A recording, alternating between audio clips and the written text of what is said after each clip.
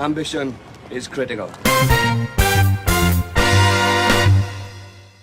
Big reunion. Well, you'll have to take that off, you'll be fucking boiling in, you know, she's had to eat, you know. Go on, Pat, carry on. Mate, we was had a right loving, we hadn't seen each other for fucking... When was the last time you saw Jamie? Because I think it was the same time I saw him. I think it was Grillsy's... Yeah, it was Grillsy's. Yeah. Fuck, that's probably more than 3 or 4 years ago. For those who don't know Jamie, like, Jamie's one of my oldest friends, like proper 20 odd fucking 25 year fucking friendship. Yeah. But because of family and distance, never got time, never don't see each other nowhere near as much as I'd like to, like, you know what I mean? When he comes home, it's fleeting visits. Yeah. Is that right? You know what I mean? It's one of them, you see the boys, you see Paddy, like, and Kev and the boys, like, and it's like, you just saw him yesterday, you know what I mean? Yeah. You know, because boys, a great way boys are boys forever, I could go 10 years without seeing Jamie, and you see him now and it's fucking like when he was fucking 21. Yeah, of course, that's a sign of proper friendship. Oh, yeah. And I think most boys, anyone listens to this, anyone, anywhere, if they're the same. Yeah. It's like 10 years, 10 minutes. It doesn't make no difference. Yeah. Everyone's fucking, it's like it was yesterday. Like, you know what I mean? See them, you just hit it off straight away, like as if you met him and you were having a beer with him yesterday. Or like, you know, chat about. Because we was like, when he moved over there first, you know, none of us had kids, none of us had ties. So it was literally when he'd come over, when he'd come back to Swansea, Tuesday night, we'd fucking go, you know, we'd go meet Jamie, like, you know what I mean? But then when Jamie got family, now I got family, when he comes over, he got to see his own family, don't forget. Difficult, because you bounce him from people like family and all that, and then you got to see the boys, like, you know, and then by the time 8 o'clock at night comes, you're like... Yeah, totally with it. It's tired, like, you think, do you know what, if I go meet the boys, it's not going to be sit down and have a pint for an hour. No, it's a fact. It's going to be 5-6 hours. Yeah. No. Mayhem. Yeah. You know what I mean? And it's going to be student village, shit in the back. You know what I mean? Wetsuits and pizzas, you know? Well, I've introduced this properly. This is episode 50. Who'd have thought we'd ever made it that far? With Jamie Harris, so it's a big milestone. Do you know, I actually do a little bit of research, right? Yeah. For when again, obviously I know we know each other and stuff anyway. And you've definitely got the worst Wikipedia I've come across yet. 100% the worst Wikipedia I've ever come across. I've come across. I mean, like, you know, we put in everyone, like, you know, anyone we've had, and even like the likes of Leon Britton and that, and you know, their Wikipedia is extensive. We spent hours on it. Like, I went, I put Jamie on Wikipedia. I went, 2 lines. Oh man, it's fucking shocking.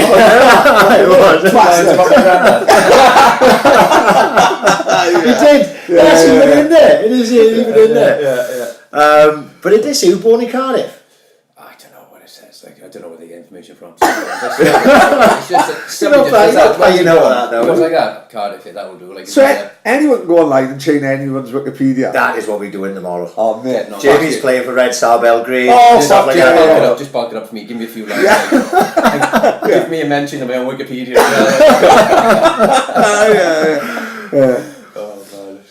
But who did what I didn't even realise your grandfather had played. So he started in Ireland playing, and he played for a team called St James's Gate. Right. And he was over there playing, and he got transferred to Swansea. Right. So he did the opposite of what I did. I started with Swansea and went over to Ireland. But he was over there playing, and he came across here, and he was playing for Swansea Town then in those days, 1946, 47, what is 48. Just after the war. And they different were era, like first division and all that, but they were getting crowds there, and I was like, I don't know. You've seen photos of them. All flat caps. I have the book of him, Swansea Town, 19 whatever, or 1 to whatever it was, 64 whatever, and his era when he played, you just see the crowd playing Arsenal at home and all that, and it just looked. You send off playing Arsenal in the semi-final of the FA Cup for punching the ball over the bar. I got the picture. And you look at that stuff, and you look at him, you go, he was playing the equivalent to the Premiership. Yeah, of course, yeah. Big crowds and all that, and he was a huge influence in what I was doing, like, you know. Did he not play for Ireland as well? Rory Keane was his name. He got capped for Southern and Northern Ireland, both. No way, and there's only a few that did it. Only a few. How does that even work? Do you know what? I don't know to this day. bonkers. Like it's like, I don't know, playing for South Wales and North Wales. If there was a divide, like, you know, playing for both. Like, but he played for Northern and Southern Ireland, and I remember we've got his jersey somewhere, like, you know, the green of Ireland and then the green of Northern Ireland, like, you know. Fucking unbelievable, isn't it? So he got a few caps. Because he would say, maybe one sectarianism, one is bad, but it would no, surely be. It would have been with the Michael Collins and all that stuff happening in 1918 around that time. So fuck me, it would be as bad as ever, wouldn't it? You know. You look back at his family background as well, which I'm only seeing bits of it now, glimpses of it, and it's like gun runners for the IRA and all. Yeah. You know what's that? Yeah, of course. Yeah. He had 7 brothers. Where was he from? Limerick. Stab City. He's going to be from anywhere with gun runners IRA. Where you're going to be from, you know. But he's got a background which fascinates me, but I haven't done enough to understand. Would you like to go delve into it? Yeah, I'd love to. I think we all would like to. Yeah. You know, we'd all like to know. It's so much history attached to that, like, you know. But you know, obviously the football and all that, and where it brought me and all that, and him being a big influence. But that alone is just the background which he has. Yeah. And you went to Christian Brothers School, which I think most people would be aware of in Ireland. But he was banned from playing the sports there, like JA football and hurling, because he played a foreign sport, which was soccer. Right. That was deemed as something wrong. So that was deemed as a British sport, not a Irish sport. Yeah. Right. So then he was. Fuck me. me. Yeah. So he left them with the likes of, I think it would have been a lot of the Irish boys come over. 6 or 7 Irish lads come over at the same time as him to Swansea, which obviously helped the settling period, because Irish lads coming across, even nowadays, I think, to the UK, they struggle a bit with that. Yeah, well, my grandfather is from Mayo. Yeah. And he came over when I think he was like 15 or 16. And he said they're coming over then. And the way he turned it to me was, at the time, they would have signs on the windows saying no blacks and no Irish. That was basically the way they were treated. They were racially abused everywhere they went, you know. So it was hard to be Irish in this country then. Tough times. It was real tough, And the godsend for him was he came across with some, like Jack O'Driscoll or those boys, like, you know, they came across with him as well, like, you know, in the same team. So he had a strong Irish connection. So they were playing with the Swans as well? Yeah. So would he have been then, because he made the move over here, would it have been tough for him in Ireland to go back then? Because they may have seen him as, I think so, trait as the right word, but you know what I mean? I think so. Crossing playing a foreign sport, earning a living from a foreign sport, like, whereas Christian Brothers very much brought up, you know, with the stick, literally with the stick, like, you know, once they overstepped the mark, it was something that was frowned upon, obviously. Wow. Yeah. Fuck, you've got to look more into that, definitely. You look, the more and more you look into the Catholic way of life in the past, and even now, I think we spoke about it before, is what's the film we talk about, the Boston Spotlight? Right, no, I haven't seen that. It's about the Boston Globe done an investigation into this cardinal that was in Boston, and the child level of corruption, the level of fucking like raping of kids that's going on is fucking unbelievable. And the Catholic Church, this cardinal in Boston knew about it. Catholic Church did nothing. The Catholic Church promoted him to Cardinal of Vatican City. It's one of the highest fucking, it's one of the most high profile jobs you can get in the fucking Vatican, and he got it. And that's for covering up fucking years of kids being fucking bumped. And that's his fucking, and the same with I was talking about the Rap Line. This podcast, I think this news called the Rap Line. So the Rap Line was what the name given to the way they smuggled Nazis out to Germany just after the war. Well, a lot of them went to Rome and were looked after by Catholic priests. Now these are people that have killed 1.2 million Jews. Exactly, There was one guy who literally signed it off, and he's been hidden in Rome by a Catholic priest, like, you know, by the Catholic. There's still stuff that's coming out in Ireland now. I mean, I've been living there for, I mean, how many years? I've been there now, probably, God, 2000, maybe sort of 15, 16, going on that, like, you know. And there's still stuff that comes out now, maybe not to do with priests, but there's cover-ups in terms of children being sort of taken from their mothers and being sort of... Of course, like that film Philomena with exactly. Steve Coogan. And there's still stuff that comes out now and again in the press, and the sort of the government are put under pressure, like, to implement sort of different rules and all that, and laws and all that. But it's this stuff comes out and you think, what? That went on. Exactly. Like, and it's not really one generation. One generation. One generation. It is. It is. Of course it is. It drives me mad. You read and you go, oh my God, how's that happened? Yeah. How does that happen? And it wasn't, like I said, one generation ago. Yeah, yeah. It was. So, yeah. But yeah, I said my granddad. Just makes me glad I wasn't fucking fisted by Sister Anthony. It's your son. You know what I mean? Well, James, he may be going through something. Some demons out the closet. This is therapy. This is Jamie definitely got licked up by Father Flock. I think my mum's listening. But the thing I was thinking about yesterday, I haven't thought about this for years. When you were younger, did you play in Colin Gardner's St Helens team? Yeah. Right. Fuck. That's where I learned the game. And right. Yeah, it's actually a tough kind of week because you don't know Chris. Yeah. So I've been in touch with Colin like over the last. Of course, he was very close to very him. Close. I kind of grew up 5 doors away from Chrissy Gardner. So whenever we finished school, we'd go out. Yeah. We'd play together, like Kevin Milan, Chrissy Gardner, me. Yeah. We'd all be good mates, like, you know. So I would have met Chrissy Gardner about 2 years ago, I'd say. It could have been more, time goes quickly. And he was clean then, like, you know. Yeah. But he had his demons. It was sad for me because I grew up with Chris and Bishop Gore, like, you know. And my dad and Colin were mates. That's why I ask you, because we played together in one game, because Colin wanted me, when I was playing for St Helens a year younger than you had that great side with James Mackay, Dickie Watkins, Issy was in that side, I think. And Colin wanted me to go up a year to play. Lee Huntley. Wanted me to play in that age group. Yeah. And I played one friendly on the AstroTurf over the Mova, and I couldn't tell you what age it was, 10, 11 maybe. Yeah. And I hadn't thought about that for God knows how many years. It was only until you were coming, I was like, fuck, I think Jamie played in that team. There's a photo when the boys posted a photo of that team, that exact team, Colin Gardner, the manager, Chrissy Gardner, me, there was Lee Huntley, Issy, Richard Watkins. Fuck, that sounds hell of a side. Right? Hell of a side. Really? Yeah, they were hell of a side. We had Dominic Ligerwood, we had a team. It was like, if you look at it as kids, you were like, God, it was a good team. Yeah. And like you say with Chris, it was incredibly sad because me and him were good mates. Even though he was a year older than me in school, I always got on brilliantly with Chris. And then obviously being on the taxis, I used to see him a lot.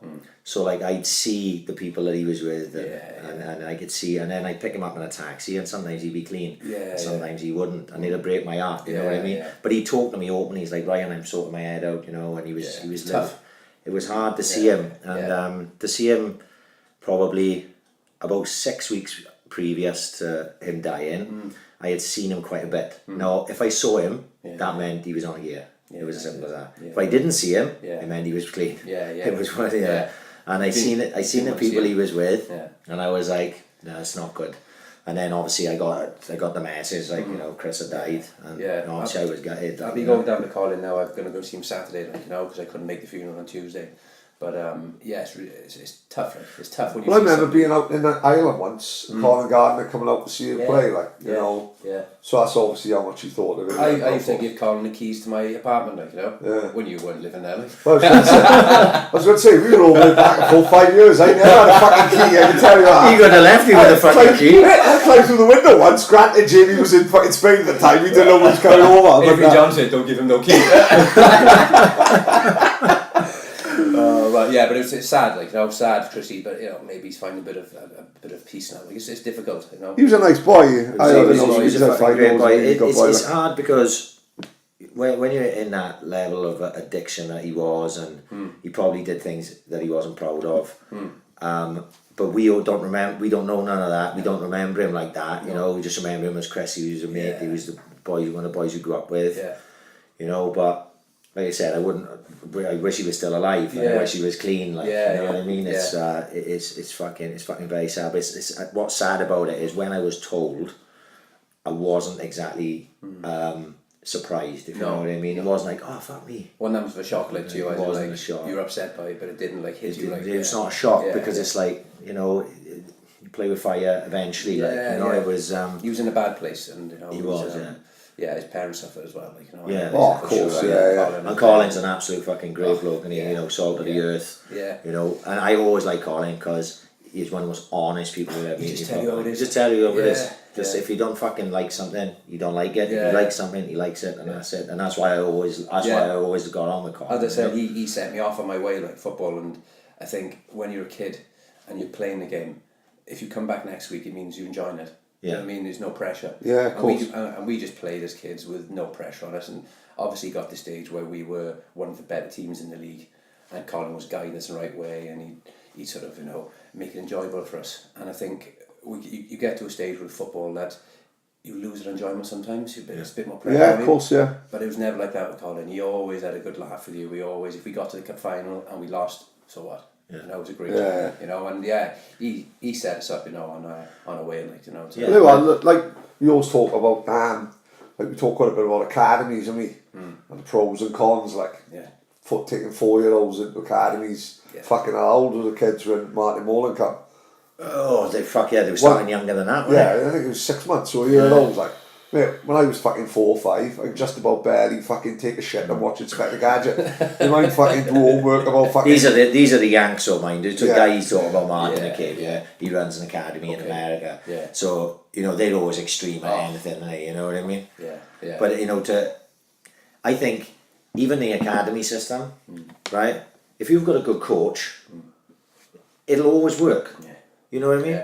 Yeah. And, like I say, you know, my boy went into Cardiff development when he was young. He was only 5. Sorry, he just turned 6. Yeah. And Sean Kelly was his coach. And Sean was fucking absolutely fantastic. Yeah. Kean loved Sean. I mean, now Sean's had to move on. He's gone up to a different age group. Yeah. And it's like, now it's like change. The sort of dynamic of change there. Yeah. It's a little bit, I'm a little bit, Kean still loves it, and I don't find it the same. You know, that Sean was a good coach. Yeah. You know, and you had Colin Gardner. I had Mickey Lovell. I had Glennie Davis. Sorry, to be fair, I had Glennie Davis with St Helens, who was a great coach, and then I had Mickey Lovell with St Joseph's, and they can be very influential. Dennis Thomas when I went to St Joseph Seniors, Martin Evans when I went to Clancy, Teddy Lewis. Yeah. If you've got good coaches, you'll remember them and they'll guide you in the right way, like, you know what I mean? It's a skill in itself. I've said in the past, people ask me to coach, I go, I'm not the guy. Because I don't think I've got what it takes. Yeah.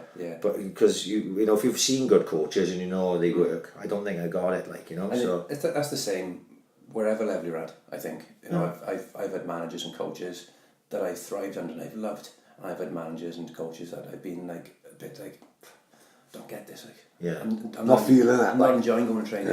Don't feel as if I'm wanted here, you know. And managers can do that. You know, coaches are generally, it's the good cop bad cop sometimes situation. They can reverse, like, but I think as a kid, it's all about the enjoyment factor. All about that. Like, and especially in Ireland, the way it is now, like, you know, the infrastructure is poor there. It's not great. The youngsters coming through aren't good enough. The players in the league has changed dramatically from when I was there, like, you know, and the setup is wrong, like, you know, and it's something needs to change on a bigger scale there, you know, not just tweak it to one or two things. It seems to be when you see that international game the other day, it's like the difference in one sort of group of one team going this way down, one team's ascended, and one descending. Like Ireland were always like that side that got into the World Cup and got into the Euro. Even as far back as Ray out in 1990. Then he moved on to Damien Duff in 88. They were in the 88 Euros. I went Ireland in the 88 Euros.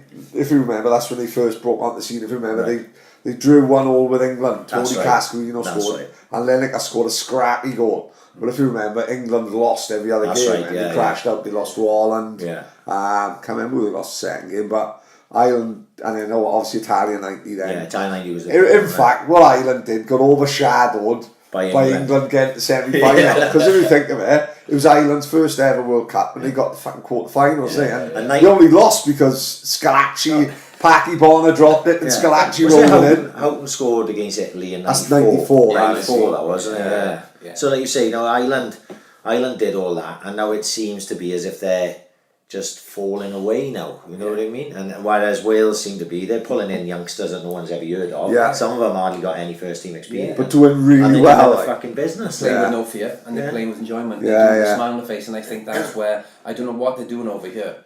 I'm out of the loop, obviously, like, you know, but the difference is that you have kids playing for Wales and kids playing for the team, the club teams, who are just loving life. Who are really enjoying what they're doing. Whereas in Ireland, you haven't got youngsters coming through. But is it luck?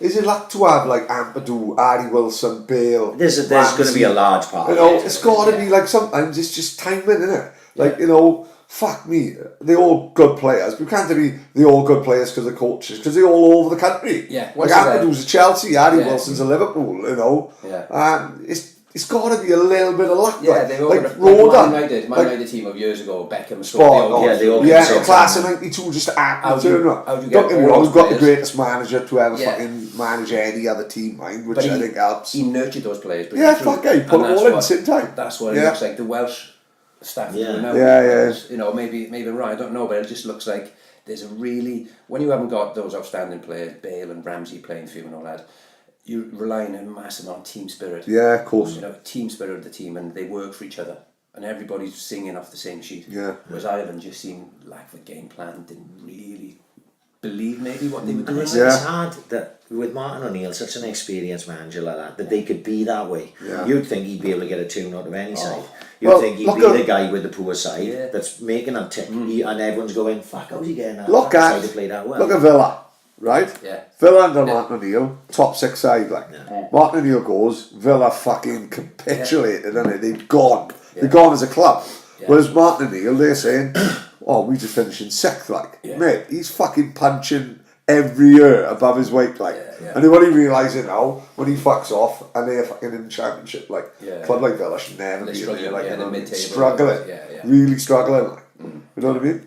So when did you, when you left, what old were you when you left St Helens? Because you were in Mumble's seniors then, weren't you? St Helens, I was playing for Peter Ronnie Jones. And I was That's right, Andrew Ronnie Jones in that team as well. Me and Andrew Ronnie Jones played centre half together. Right. There you go. So you didn't play centre half then, did you? I played centre half then as well, yeah. Fuck. Because I didn't, I just remember he was playing centre forward. Yeah. Not as a centre half. I was actually playing, I think for Peter, I started off playing left midfield. Because I ain't got a left foot. I couldn't kick snow for rubber. Like, swear to God, never had left foot. I just used a toe punted away. Yeah. But I played left, and then I sort of drifted up front, and then went back to centre half now and again. And it was kind of how my career sort of happened: centre forward, centre half, centre forward, centre half. And I played for Peter for a good few years. Again, like Colin Gardner, I just loved playing for him. Like, just loved going out and playing. Yeah. And don't get me wrong, it helps when you've got a good team. You're not getting thumped 8 and 9 every week like as a kid. We had a good team, and that's where I played for a few years, like, you know, there. And then from there I went on to the senior team with Mumbles Rangers, and obviously Alan Curtis was involved. He used to coach us now and again, and then I stayed as a centre forward for Rangers, and I think I just like the physicality of it. Playing in the senior league. I mean, you're playing against like some minute, you're getting back. First, I told a story on the podcast before, but the second game I played in the senior league when I was 16, I was playing left back, and you were playing centre forward with Kurt, I think.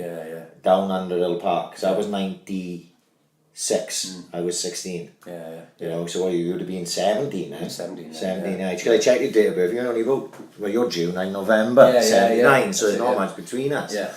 But even then, you were big then, weren't you? Yeah, I kind of had, like, even in school, I think in school, like, I came back one year and I think I must be about 6 inches, like, in height, one summer, like, you know. It was like overnight thing, like. It was like literally. It was never, like, growing up, James, you're younger than me, like, but we got really close in the sixth form and all that, really close with it. And he was never, James was never someone I'd have down as, oh, he's a big lad, like. But then all of a sudden, it just sort of seemed, to come from nowhere, didn't it? All of a sudden, me, Jamie got big. But yeah, it was literally like a man stuck me in the conservatory, like, and grew me, you know, like Day of the Triffids, like, you know what I mean? And then next thing, he comes from school holidays, like, he'd been to some Dutch, he had some operation in Amsterdam, and he, you know what I mean? Just, and then he comes back, this big cock, and 6'9", like, what the fuck's going on here? He'd been to full school or something, like. King Thomas on my hand. The Super Bowl on his arm. What the fuck? I'm still here with my rolled up, fat as fucking curly hair.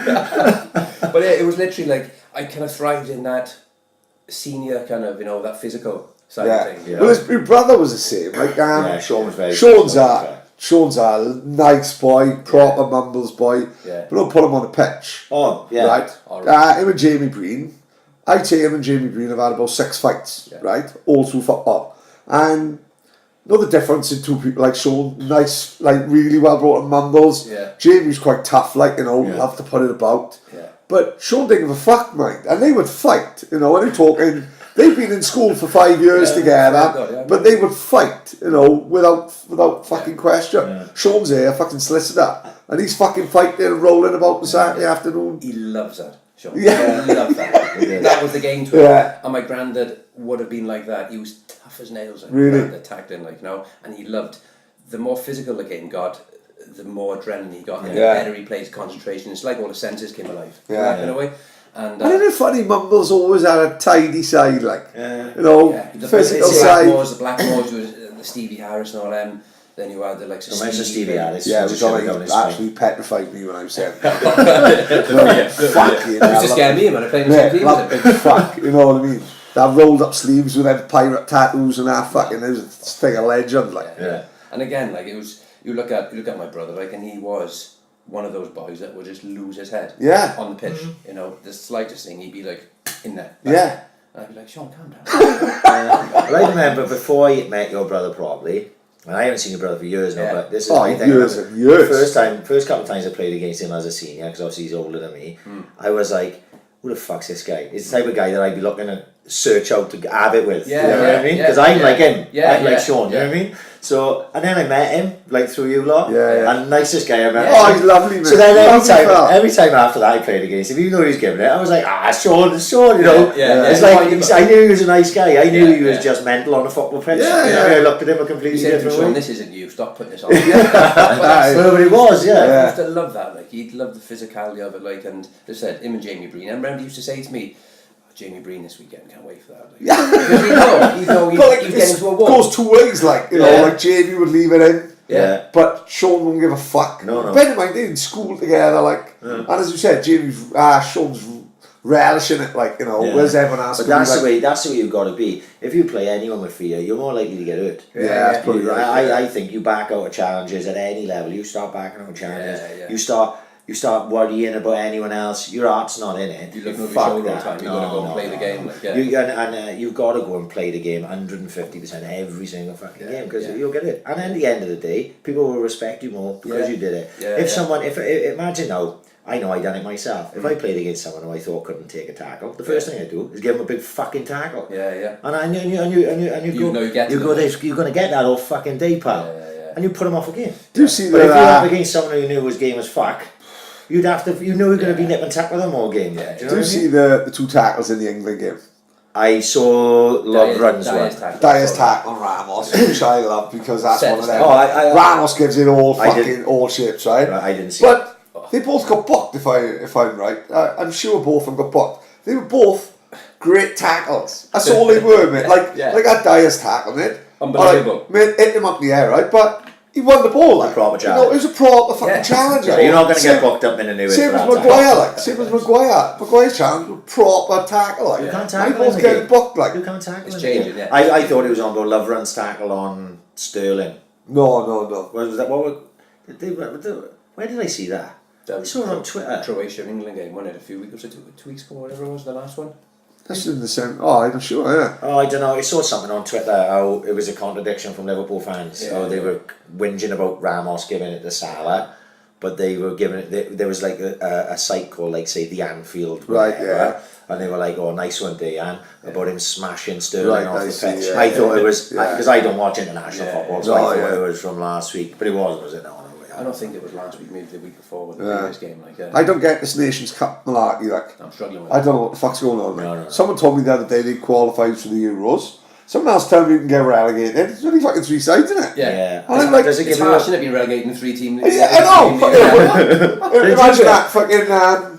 What do you call it? Ollie McBurney goes home. How did you get off, love? Oh yeah, we finished 3rd. You know what I mean? Like we were fucking in a judo competition when I was 7. Some guy chucked me out the window. How did you get off? I finished 2nd. How many of you was in it? Not just me and this fucking guy from Ronda. You know what I mean? But does it give a better seeding when you go into the Euro qualifiers? Is that what it is? I mean, the higher you go in that, I think, the less chance of you drawing a load of the big guns, like, you know, the Germans. Well, what the fuck, guy? That's confusing. Well, if I could see it as a positive, because we went in like fuck. Well, not so much that as well, but they are competitive games. That's what someone said. At least they're not friendly. That's the way you said. You see Wales are playing Albania, like, and you're like, yeah, exactly. You can't get up for it, can you? No, yeah. And then we draw 1-1. We were like, fuck that. Any chance I was going in the week, I'm definitely not going now. I'm going to watch all the Oaks tonight. But I do think that it may end up, for the progress of the Welsh team, they need to be in as many competitive Yeah, of games course, as yeah. fucking humanly And these young possible. kids coming through as well, they need games. Yeah. They need to experience. Because a lot of them ain't getting in with their clubs. No, they're No. not. Like Ampadu ain't getting in football every week, but he's coming for Wales, and he's probably loving coming to play for Wales because everyone knows him. Competitive game. Competitive game. His old man just been signed up by Henri, That is fucking crazy. coach in Monaco. Was he? Fucking Must have look been at there. him. with Kwame. You must have been there with Kwame, yeah. What a lovely fella, Kwame. Really? Ah, what a gent. Love. Kwame was the first one to come and see me when I did my knee. Came to the house. Never. I was up. Came from the hospital. Came from Swindon. Had the operation of my ligament, plaster from my hip down to my ankle. First person to do it, Kwame. Was he? Came in, cup of Really? tea, chat the old man, like, you know, lovely fella. Got a lot of time. And the other side of it, like, he made me sick of Jack Daniels. He used to buy me J&D in quids in. Oh, Never. fuck yeah, we'd have a lot of us out, and it would be like, you have to go to the bar. Yeah. Go and get a round of whatever you want. With that shout without Kwame, betrayed fucking Jack Daniels. Really? God, I'm not drinking that, Kwame. Put me out there for life. For life. Yeah. I hope fucking Henri's used to it. Andy Jack Daniels with his Christmas presents. Henri's bringing out a Chateau de Neuve. Like, Yeah. You know, like the proper 12 whiskey. Yeah. Kwame Ampadu, like, Pat Ampadu's whiskey, yeah. Joe Morera would bring out was it Sambuca or something like that or whatever. We'd all have a drink, like, you know, I'd be like the Southern Comfort, the big girl, like, with lemonade. Taboo with lemonade. And hard stuff like that. So was it Kurt that got you the trial with the Swans? Yeah, it was kind of. Kurt was training the team on a Wednesday night, Mumbles, and he's obviously keeping tabs on me, watching me, and watching my progression and all that. And then I think my first year playing up front, and I can't remember a goal I scored, maybe 34 goals like that, you know. And in my first season, I think I was 16, 17, like, you know, times turned 17, and I remember one Saturday afternoon we were out in Dale Park, and Kurt gave me the heads up. He said, "Jan's coming down to watch you." What? I knew that I was on a radar, like, you know, but I didn't know it was happening, you know, kind of way. So I was a Liverpool fan as well. I was like, what the fuck, like, I'm dressing shitting myself, you know. Jan Moby's coming down. Yeah. Do you remember the big scout coats used to wear, the Umbro coats? Oh, the Yeah, big long we ones. all had them. Yeah, like a fucking sleeping bag, innit? Yeah, the red Liverpool He's a one. big man, like, and he just exuded like authority, standing there, his hand in his pocket, just standing aside the pitch watching the game, like, you know, motionless. Like, And you know he's there for you, like. You know he's there, he's watching it, like, you know, and I can't remember what happened that game. I cannot remember life for me, like, you know, but something went well because it progressed, and, you know, from there I went on, like, you know, and met Jan and went down to the chairman, Dougie Sharp at the time, like, you know, and signed a contract with him, like, you know. Should you have any other trial matches after that? Was it just like that game and fuck it, we give him a shot? I went up to Watford previously to that. And I was up there, Graham Taylor was up there, Elton John was the chairman. No way. Luther Blissett. They No. they were up there. I remember going up there. I remember my grandmother said, "Come on, we buy you a new tracksuit to go up, like, you know, on the train up to Watford." And so I was here. Who turns up? Elton's in his rubber duck outfit. I mean, she said, "Dude, we get nice tracksuits." So I went for like this white and blue cap. It was cap. Yeah. You know, the business. Yeah. I could look at a fucking knob. I turned up. Yeah, but he won every other twat in Swans. You all had them, really. You know what I mean? I went up there and I was staying in digs with a fella, I don't know whether you recognise the name, Gifton Noel Williams. Yeah, fuck yeah. Gifton, he was playing for the English and 21s at the time. He was a monster of a fella, like a black fella, like, you know, 6'4", 6'5", he was huge, just a total athlete. And he was like living with a landlady and all that. I was sharing the same house as him, like, you know, and he was sponsored by Adidas, and he had parcels coming to the door every day, like, full of stuff, equipment, sports gear and all that. And I was like, this is unbelievable, like, when am I getting mine? Like, you know, so I went up there and we played against Fulham, I think it was, and played up front. I remember not having a great game, like, you know, I just didn't happen that game, like, you know. Came back to Swansea, and things took off that night. Jan went down, met Jan, and I can't remember if I had a trial game or not. I think we played Swindon, I think, in the Veg, and a resi game, and I played, and things, different game to the game against Fulham. Things just went, balls dropped to you, your touch was right, I was trying things, I was confident, laying things off, getting in the box, you know, but yeah, it went well. Because that was, I remember that at the time, you know, for you to jump from the Swansea Senior League First Division to go to the professional Yeah. game was a big thing, wasn't it? And obviously Yeah. I knew you. I'd heard of. Yeah, it Don't was. get me wrong, it happened then with Johnny Keaveney also, Yeah. like. Yeah.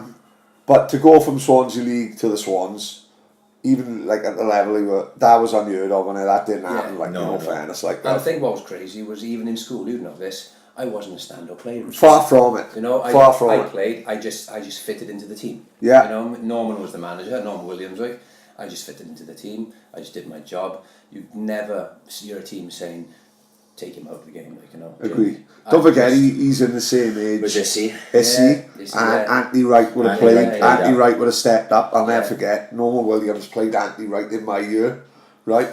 And I'm fucking tamping, so I'm fucking son. And this little fucking chubby cunt from the hill is playing middle of the park where I wants to play, right? And I'm moaning to every fucker who listened to me on the line. He gets brought down, he got a free kick outside the box, and I went out to Shane Tucker next to me. This little cunt, not only is he fucking picked, and I'm fucking sub, and he's 2 years younger than me, he wants to take the free kicks. And he's stuck in the stanchion. And I went, you know what, Shane? We'll play next week, son. Or every fucking clown and all that. He stuck it in the fucking stanchion at fucking 12 years old. Like, we were But like, again, fuck. I was never that player that was on things like that. I was just one of the 11 or one of the 16. Yeah. You know. I would, like, If you would have said at 16, Jamie will make a living playing football for 17 years, Yeah. none of us would have believed him. Yeah. would Yeah, we? no, We wouldn't exactly, have. yeah. We, like, Absolutely, 100%. because me, you, Kevin, Grillsy, we'd always go for kickabouts down the university, wouldn't we? Yeah. You know, being football mad, Yeah. when you like between the age of 50, even like between 15 and 20 years old, if we had a spare afternoon and like, we was all in Yeah, college for and shit like kickbouts, that, yeah. we'd take a couple of balls down. Yeah. Grillsy was a keeper. Well, Yes, he goalie, get injured yeah. every fucking 5 minutes. But like, you know, Grillsy's a keeper, so you've got a ready-made keeper, so he would just whip the balls in the box and headers. Yeah. But what we noticed was Jamie went to play in Ireland and played for the Swans. Well, then we went for the kickabout then a couple of years later. I know the fucking difference, yeah. right? It was embarrassing. Like, no, because every, like, I take 10 crosses in, 7 would fucking go on his head, 3 would go everywhere. All of a sudden, we play football with Jamie. It's no fun because Jamie is fucking volleying everything into the top corner. Grills, he's like, mate, this is fucking shit. I'm like he's whipping balls into the box with my head, and he's hitting them so hard, it's fucking hitting my Toblerone head. Jamie's fucking shouting at me, calling me a fat cunt for not bearing it. And it was like, we all went, well, how the fuck did this happen? I remember Grillsy saying to me, "You're hitting the ball too hard." It's only kicking out, you're hitting the ball too hard, it's hurting my hands. You know, we all used to having like fucking, you know, having a little kick about. All of a sudden he comes over and he's hitting everything at the top corner. But that's the difference with full-time football. Isn't it? That's what repeat, it isn't does it? do. And I don't care, Every even me.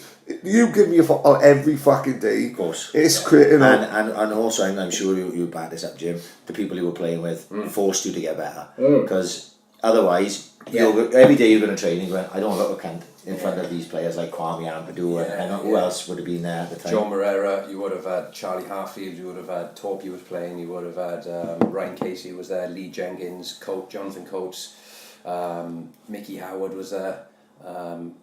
It's a good name. Some good names, isn't Roger it? Freestone. So you had no choice to get better. Otherwise, you get left by the wayside. Didn't you? Yeah, you had to. I mean, I was going in raw, you know, a kid.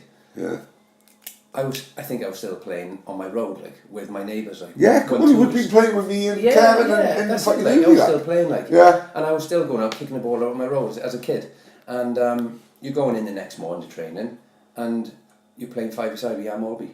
Fuck. Yeah. And you're like, Billy Eyre was an absolute, got to give Billy a shout. Anybody that worked with Billy Eyre, who was Jan's assistant, loved Billy. Really? An absolute gentleman, tough as nails. Like, Right, yeah. Tough as nails. And he demanded quality off you. And he got it nearly because just the person that he was. Like, he was such a gent, like, you know, and loved Billy to bits. But Jan's sessions were just unbelievably good. Right. Oh, I loved it. He just brought like that Liverpool mentality, that. be comfortable with the ball at your feet all the time, like, you know, and just want the ball, receive the ball, always look for options on the ball, always know what's around you. You know, and Because you've got to think, right, as big as fucking Moby was, he's battling against that, isn't he? Now, he played in all the big games for Liverpool, mind. He's not just this fucking big fat guy who they'd have on the bench and that. the 86 Cup final when Rush scores 2, a few people give Molby man of the match. He set up 3 of the goals come from Molby. Right. Like the fullback gives it to him in the middle of the park. He takes a touch with his left and knocks it off, swivels and it's to his right. And I think that sets off Ronnie Whelan to dink it over them when Rush scored and hit the camera. Yeah. Now he's in the middle of the park now in the best team in Europe. Yeah. You know, he must have been fucking unreal. So I've seen training videos of him hitting 40-yard passes, but not putting spin on it, so the ball would land on the like golfers do. Like golfers do. That's you know what? Spot on. I've seen videos of him hitting the touchline, and it lands on the touchline, but bounces 2 yards back. Yeah. Now we were like, that's some Harry Potter magician shit. Like, no, that's how the fuck is that possible? Yeah. You know, fuck me. He's got a remote control in his pocket. Yeah, how the fuck? Yeah, I can't do that. One of the games I played, I didn't play many for the Swans. Came off the bench a lot with Jan, like, you know, and I was in the squad now and again. But I remember Torpy was up top, Ryan Casey was left wing, and I was right side with 3 up front. Like, you know, and I was out wide. I used to drift up there anyway as a centre forward. I always found myself out on the right. And I remember we were playing pre-season friendly. I don't know where it was, right? And Jan was playing. And I remember he got a ball off the centre half. He turned, and I peeled off right out in the right wing, and I was looking for the ball in behind the fullback. Right. I still don't know how he did it this day. He hit it with the outside of his right foot, but it was like a ping. Right. He had the cleanest striker ball you would ever imagine, right? And he pinged it, but it was like a slice. And it went in between the centre half and the fullback and just dropped into my stride. It was, you couldn't have put it anywhere badly. You couldn't. If you said, where do you want the ball? I'd say just there on the full. It was unbelievable. Like, I was just looking at him like that. It was just applauding in the middle of the game. He ran it into the crowd. Bobby's like, oh, Jim, you kept it. Pick the ball up like that. Yeah. That works on the pitch for fucking 12 whiskies. Yeah, he was unbelievable. Unbelievable. He wouldn't move an awful lot. Like, he was at the end of that. Yeah, of course. He'd have an area he'd work in, like, you know, and he'd work so hard in that area. But God, what a talent! You've got to be talented because he had no athleticism. A lot of people can cover for the fact they lack talent by being really athletic and get around the pitch. He never could do that, could he? So he had to be good. He had to be superb. He had to be brilliant. He wouldn't lose the ball, and the picture in his head was like a picture that was 3 or 4 steps out of crazy, else. You know the way you say Scholes at that? Like, Scholes was unbelievable at that. Like, he had a picture 3 or 4 stages on there where the ball was going to be. Jan was on that kind of thing where he could do that and you could see it. Like. It was astonishing. I seen him like on a Wednesday night score an hat-trick for Liverpool against Southampton, hat-trick of penalties.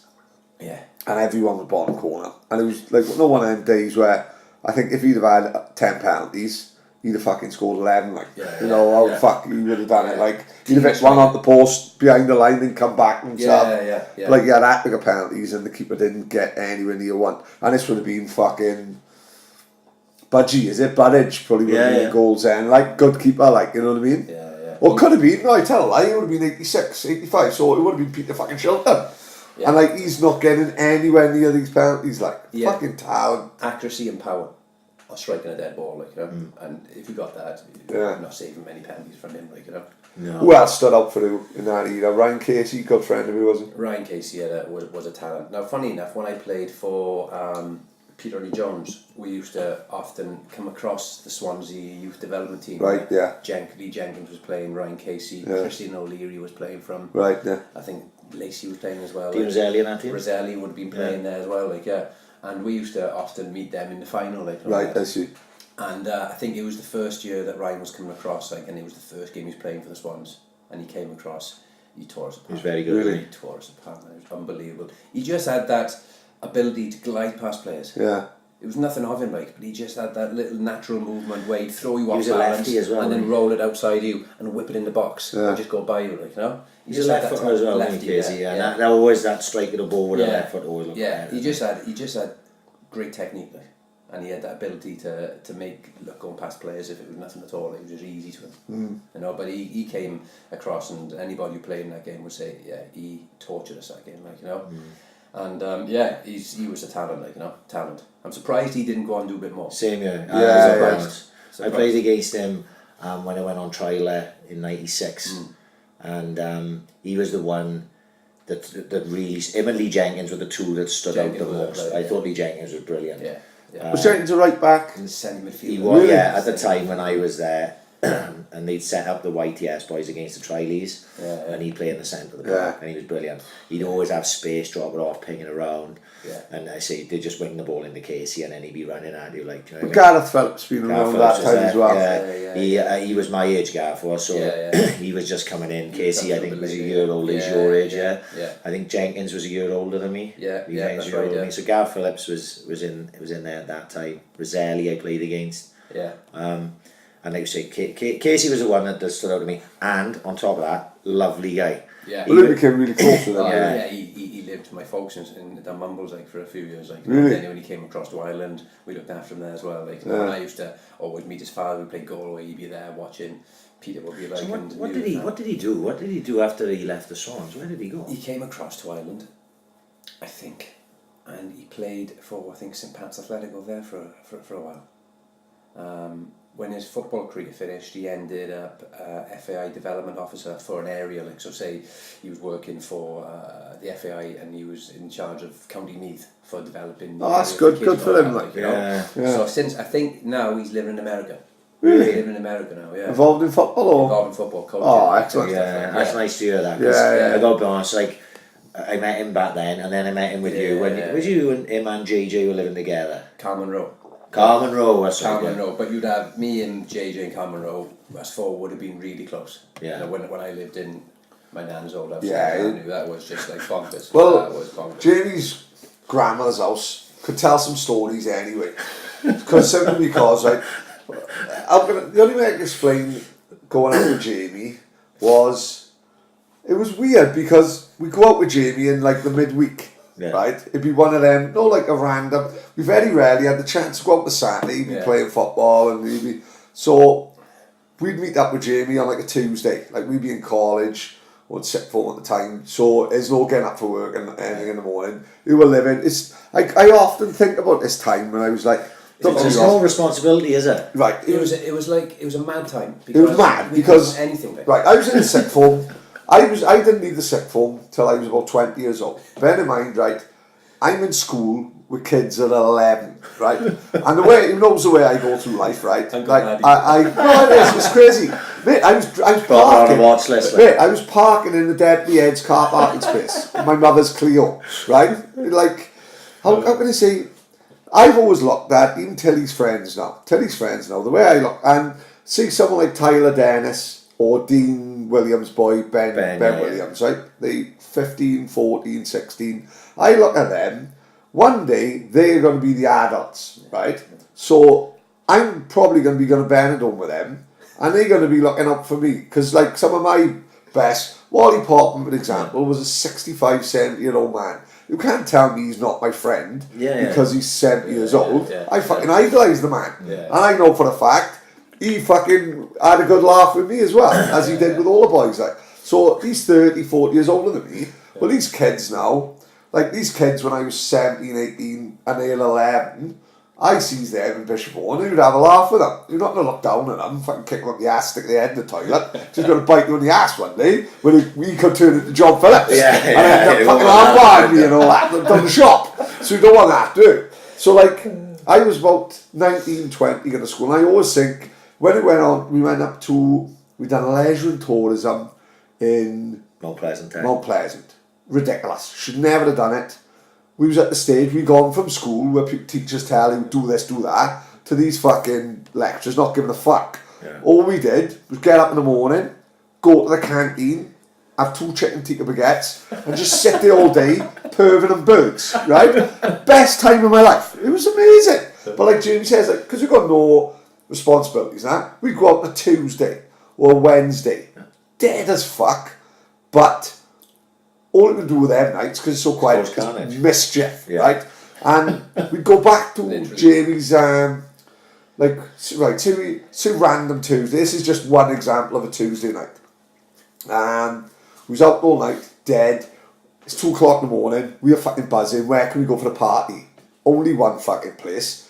Gonna have people up. People like us, Endravoyle and Student Village, right? We has a taxi up the Student Village, gets dropped off at the start of Student Village with a bag of cans, and we just walk into a Student Village, right? Like the Walking Dead. We like the zombies, we don't give a fuck, right? But they're not playing game. No one's having parties, right? So I said, dead in it. dead as a fucking door. Lights are out, we're like that. What the fuck's going on? What the fuck, these are fucking student wasters. They should be partying like fuck. So I said, fuck this, I'm going in the first flat we see. So I walks in the first flat, right? Tries the door, door's open, right? There's a guy sleeping over there, and there's a girl sleeping over there, in their beds, right? So I'm thinking, shall I wake him up? No, because that's fucking could be a bit weird. But he had a wetsuit hanging over his bed. So I puts the wetsuit on and walks back out onto the road to the boys. We're all like that outside looking there. Expecting screams in the house, like, looking. We see Paddy walking out with a full-on wetsuit on. Like, so I'm strutting round Edinburgh Island like drunk and goodoo, right? So then we goes into like, they got like a bar there. So as we get, excellent, the bar's there. As we walks into the bar, this guy says, oh no, we close it. And we goes, oh fuck, come on, don't be a cunt, mate, you know. Yeah. So, no, we close it. So Jamie said, oh, I got to go to the toilet. So the guy goes through there, come out. And we all goes, you know, fucking hell, it's a bit anticlimax. I said to Jamie, well, he was a bit of a miserable cunt, wasn't he? He said, don't you worry about that. I just shit in his bandit. So some poor fucker tomorrow is going to win on the Tappy Nadja. There's a turd in there, £2. Like. You know what I always remember? This was as he was in his fitness days, like, and I went, fuck Jim, that's the most solid fucking shit I've ever seen. It was like a fucking sledgehammer. He went, yeah, I'm fit now. He said, you know, I'm fit. Like, all my stools are fucking rock hard. And I went home, I examined my shit for fucking weeks. There's me, it's like bleeding a fucking radiator. Jamie's here, rock hard, like Thor's hammer. It fucking baffled me. Something happened with a pizza or something. We went in that place and we ordered a pizza. Right. Off the fella in there. And he said, boys, this is the last one, I'm closing up now. We said, oh, could do us a pizza. So he gave us the biggest pizza he could. Right, you know? yeah. And Paul Tobin was out with us. Yeah. For those who didn't know Paul Tobin, character. He was in school with us. He was a lovely fella, and he had misfortune in his life and all that. And we kind of took him under a wing a bit. Yeah, didn't we? talk about proper in between. I met him with he's but you know, let's have it right. He's right, Gip Tubin, isn't it? Yeah. But do you know what? Lovable, right? We loved him. We proper took him under his wing. Then all of a sudden now he goes from fucking never leaving the house. There, he's fucking stuck in a wetsuit then. But to ring us, boys, are we going out tonight? Yeah. Tuesday night? Going, fuck off. So he comes out, he pulls up. I think he drove from town. He met us up there anyway. Up, and he was from Essex, wasn't he? Like, I definitely met him. Yeah, he had a brand new red Ford car. Buzzing. He's one of those kids, he didn't get any breaks in his life. You know, nothing at all. But he's done well for himself. Really well for himself. And we ended up like, we were all plastered with that. Rubber, like, you know. We got kicked out of this place. I took a dump into Bandit with a pizza, I guess, like. Tubin was like, I'm going home, I've had enough like that. I said, you're not going fucking home, stay with us, we'll have a laugh. No, we got this car. As he turned around to drive off, I threw the pizza at his car, brand new car, right? 16-inch pepperoni passion flying through the air like that, right? As he turns the car around like that, turns around to go around the corner, bang! The pizza hits the windscreen, splat. Not like Breaking Bad, we chucked a pizza on the roof. That's exactly what it is. Unbelievable. You want to put the window down, you're not going to rule my life anymore. But he was wrong, because we did rule his life for quite a few years, right? Tubin was, and like I say, he done really well for himself. He's like a chemist now, just recently got married, mate. He's really done really well, far better than I fucking done, let me tell you. But like I said, he said, you're not gonna rule my life anymore, Jamie, right? Yeah. So he was working in a chemist in Mumbles, right? So we met up with Jamie in the afternoon, probably got for a kick about, we fucking bored now, what do we do, right? I got a good idea, right? Tubin's allergic to applesauce, right? No, I mean, right? Not just like this is kryptonite. Like, this is like this is projectile vomit. Yeah. So if he goes anywhere in the applesauce, he could die. Oh, seriously, death. Yeah. But he's in a chemist, so he got plenty of drugs. He's got tablets, he got tablets, all right. He's a defib. So Jamie goes in the White Rose, right, and buys, right, industrial sized bucket of applesauce. Not like the ones they do in a restaurant. It's like a paint bucket. That's it. Like we've got mayonnaise, we've got barbecue sauce. So this is an industrial size size applesauce fucking bucket that they would use in restaurants. So this is 3 o'clock in the afternoon. So Jamie walks into this chemist. Tubin's up the back doing people's diabetic tablets together and all that, put them in the boxes. Can I speak to Paul Tobin, please? Oh, he's out the back a minute. He said, oh, look, it's very, very important. Like, I need to speak to him quite urgently. Like, Tobin comes through the counter. Jamie tips the bucket of applesauce over his head, right? He's fucking spewing. He shit a little bit down his leg, right? He comes running out of the fucking shop, right? And he gets run over, doesn't he? Applesauce everywhere. Applesauce everywhere, right? He's spewing, shitting. The woman behind the counter just don't know what to do. We jumps and grills his fucking Esco convertible and flies off down Verdi's, right? Tubin's just running like the creature from the Black Lagoon, and he covered in fucking applesauce. It's 3 o'clock in the afternoon on a Wednesday. Yeah. You're not gonna rule me anymore, Jamie. Oh man, fucking brilliant, mate. Honestly, that flat. Oh, so anyway, the flat. Yeah. We had carnage in our flat, even when Jamie's fucking grandmother and grandfather lived in it. Right. Like Roddy was when we knew Roddy. Yeah. He was getting on, wasn't he? Yeah, you know, yeah, he's fucking going. He's like fucking old. He loved the boys. Like, loved the boys. The boys. He was a bit forgetful. You know what I mean? He'd tell you. Jamie would plonk me down. And he'd tell me a story about the Swans and it'd be fucking brilliant. But he'd tell me it 8 times. Yeah. But Jamie would be behind him calling me a wanker. But then we'd go up and have a night downtown. So we'd go back to my grandmother's, right? This was a bizarre thing, right? All the boys lived nearer, like, town than my grandmother. Yeah, of course, They would just gone home, like, you know. But I was like, boys, come on, we may as well keep the night going. Like, we get a curry now down in Yanakali, whatever, and we go back to my grandmother's. Like, she had no problem at all. So we go back there.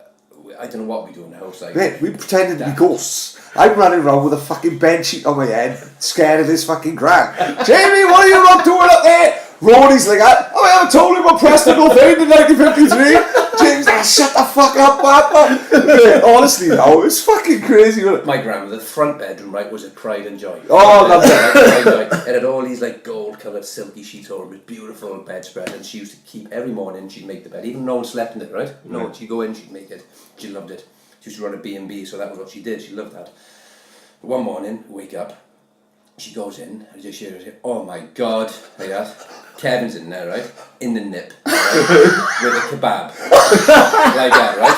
Half eaten, all over the gold bed sheets like that, right? Not even lying under the duvet cover, like, you know, with his arse out and his balls hanging down. My nan goes, how many have we got in here tonight, Jamie? Must be about 6 or 7. Where are they all? They're all around the house. Like. Don't forget the house is massive. Yeah, there's like 3 stories. We was having a game of like fucking touch and all that. We was having a game of hide and seek. It was fucking brilliant. And like, I'd often go down in the morning to my grandma. She'd be downstairs and she'd say like, how many have we got? And I'd say, 6 of us. Like, what do you want? Amazing. And I'd say, a few ratchets and sausages, eggs, beans, she'd do a full breakfast for 6 or 7 of us. Honestly, who've been upstairs all night playing tag? And my grandma would tell Paddy the same stories all night. Like, yeah, fucking brilliant, man. Oh, it was some laugh, like. So, what did you do then? When they moved out, you took that house over and just put all the Swans boys in there. I tell you, when I was with the Swans, that was probably the worst thing I could have done. Looking back, didn't Courtesy used to talk about his house? Yeah, he did, yeah. When we had Courtesy on the podcast. They said it was round the corner from Boundy's bar, wasn't it? Yeah. It was bonkers, like, because there's all students around us. So, like, professional footballers and students, it was a recipe for disaster. Yeah. We'd be in jacuzzis across the road in students' house. Just walk in the door, go upstairs, stripping off in the nip, and go climbing in the jacuzzi.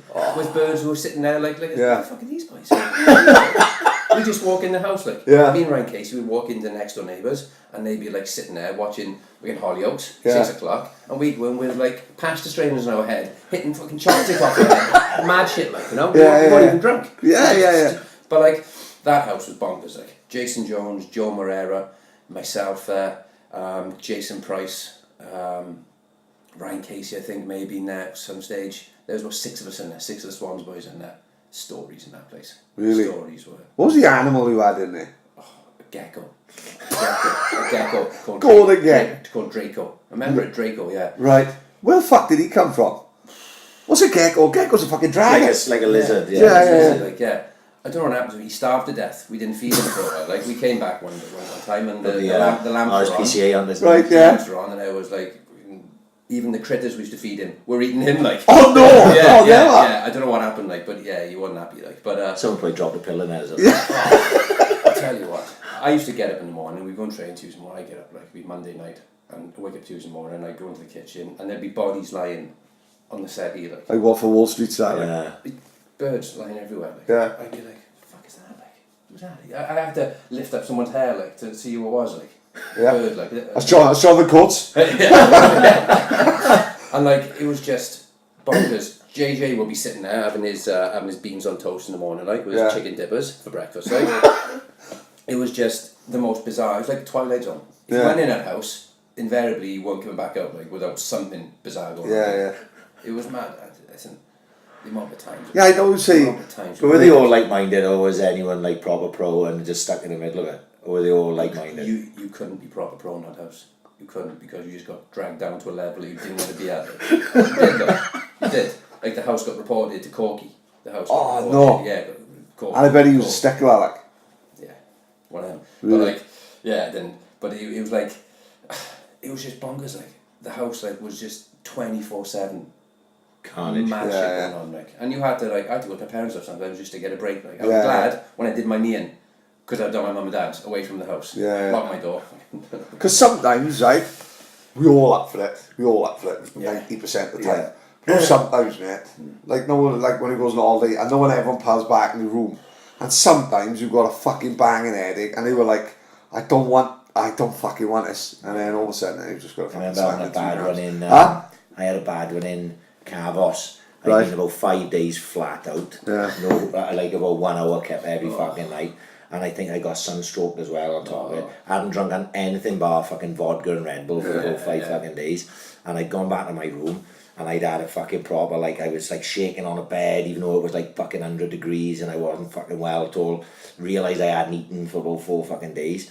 And next thing the door opens and I was sharing with Psycho. And I go, Psycho, mate, I'm not feeling too well. He goes, well, you won't feel any fucking better now. And I've got 18 other fucking boys come in my room with fucking slabs. They were all on my balcony. I was shaking on a bed. I tried to get someone to go for food. It happened in Nigel Bragg once when he was just desperate for some kip. He woke up, he was like foaming at the mouth, his mouth was all furry. He picked up a can of coke on the end of his bed and all fag butts dropped out into his mouth. And I was like, oh my god, that's a bad start for anything. I think I done that up Luke's when we were up Luke's in London. It was like, I was late, I was fucking trying to sleep. I was gagging for something, and I leaned over and grabbed something, and before I could take a drop, I could smell it. There was like, what were we drinking? Fucking cherryade and some shit, I don't know, was hanging. And then I think Gilly done it, didn't he? Gilly took a fucking drop, like swigged it. And I was like, oh, what did you do? Fucking swigging. It's horrible. Oh, but even the nights where like you were like, I'm staying in tonight and we had a TV in my room, like there and watch TV, like even the nights, you'd be like, just staying in tonight, not doing anything tonight, like just sit in, chill out, watch TV, train in the morning, have a good day tomorrow. And like you'd hear like people walking down the hallway in the house, like you'd be like, what the fuck's that? And then you'd hear about 3 or 4 voices of different birds. Yeah. What the fuck's that? Like, so you open the door, like, and there'd be birds walking through next to nothing, like. Yeah. I guess. Oh fucking hell. Here we go again. Can't stay in my bedroom. Turn off emergency remote.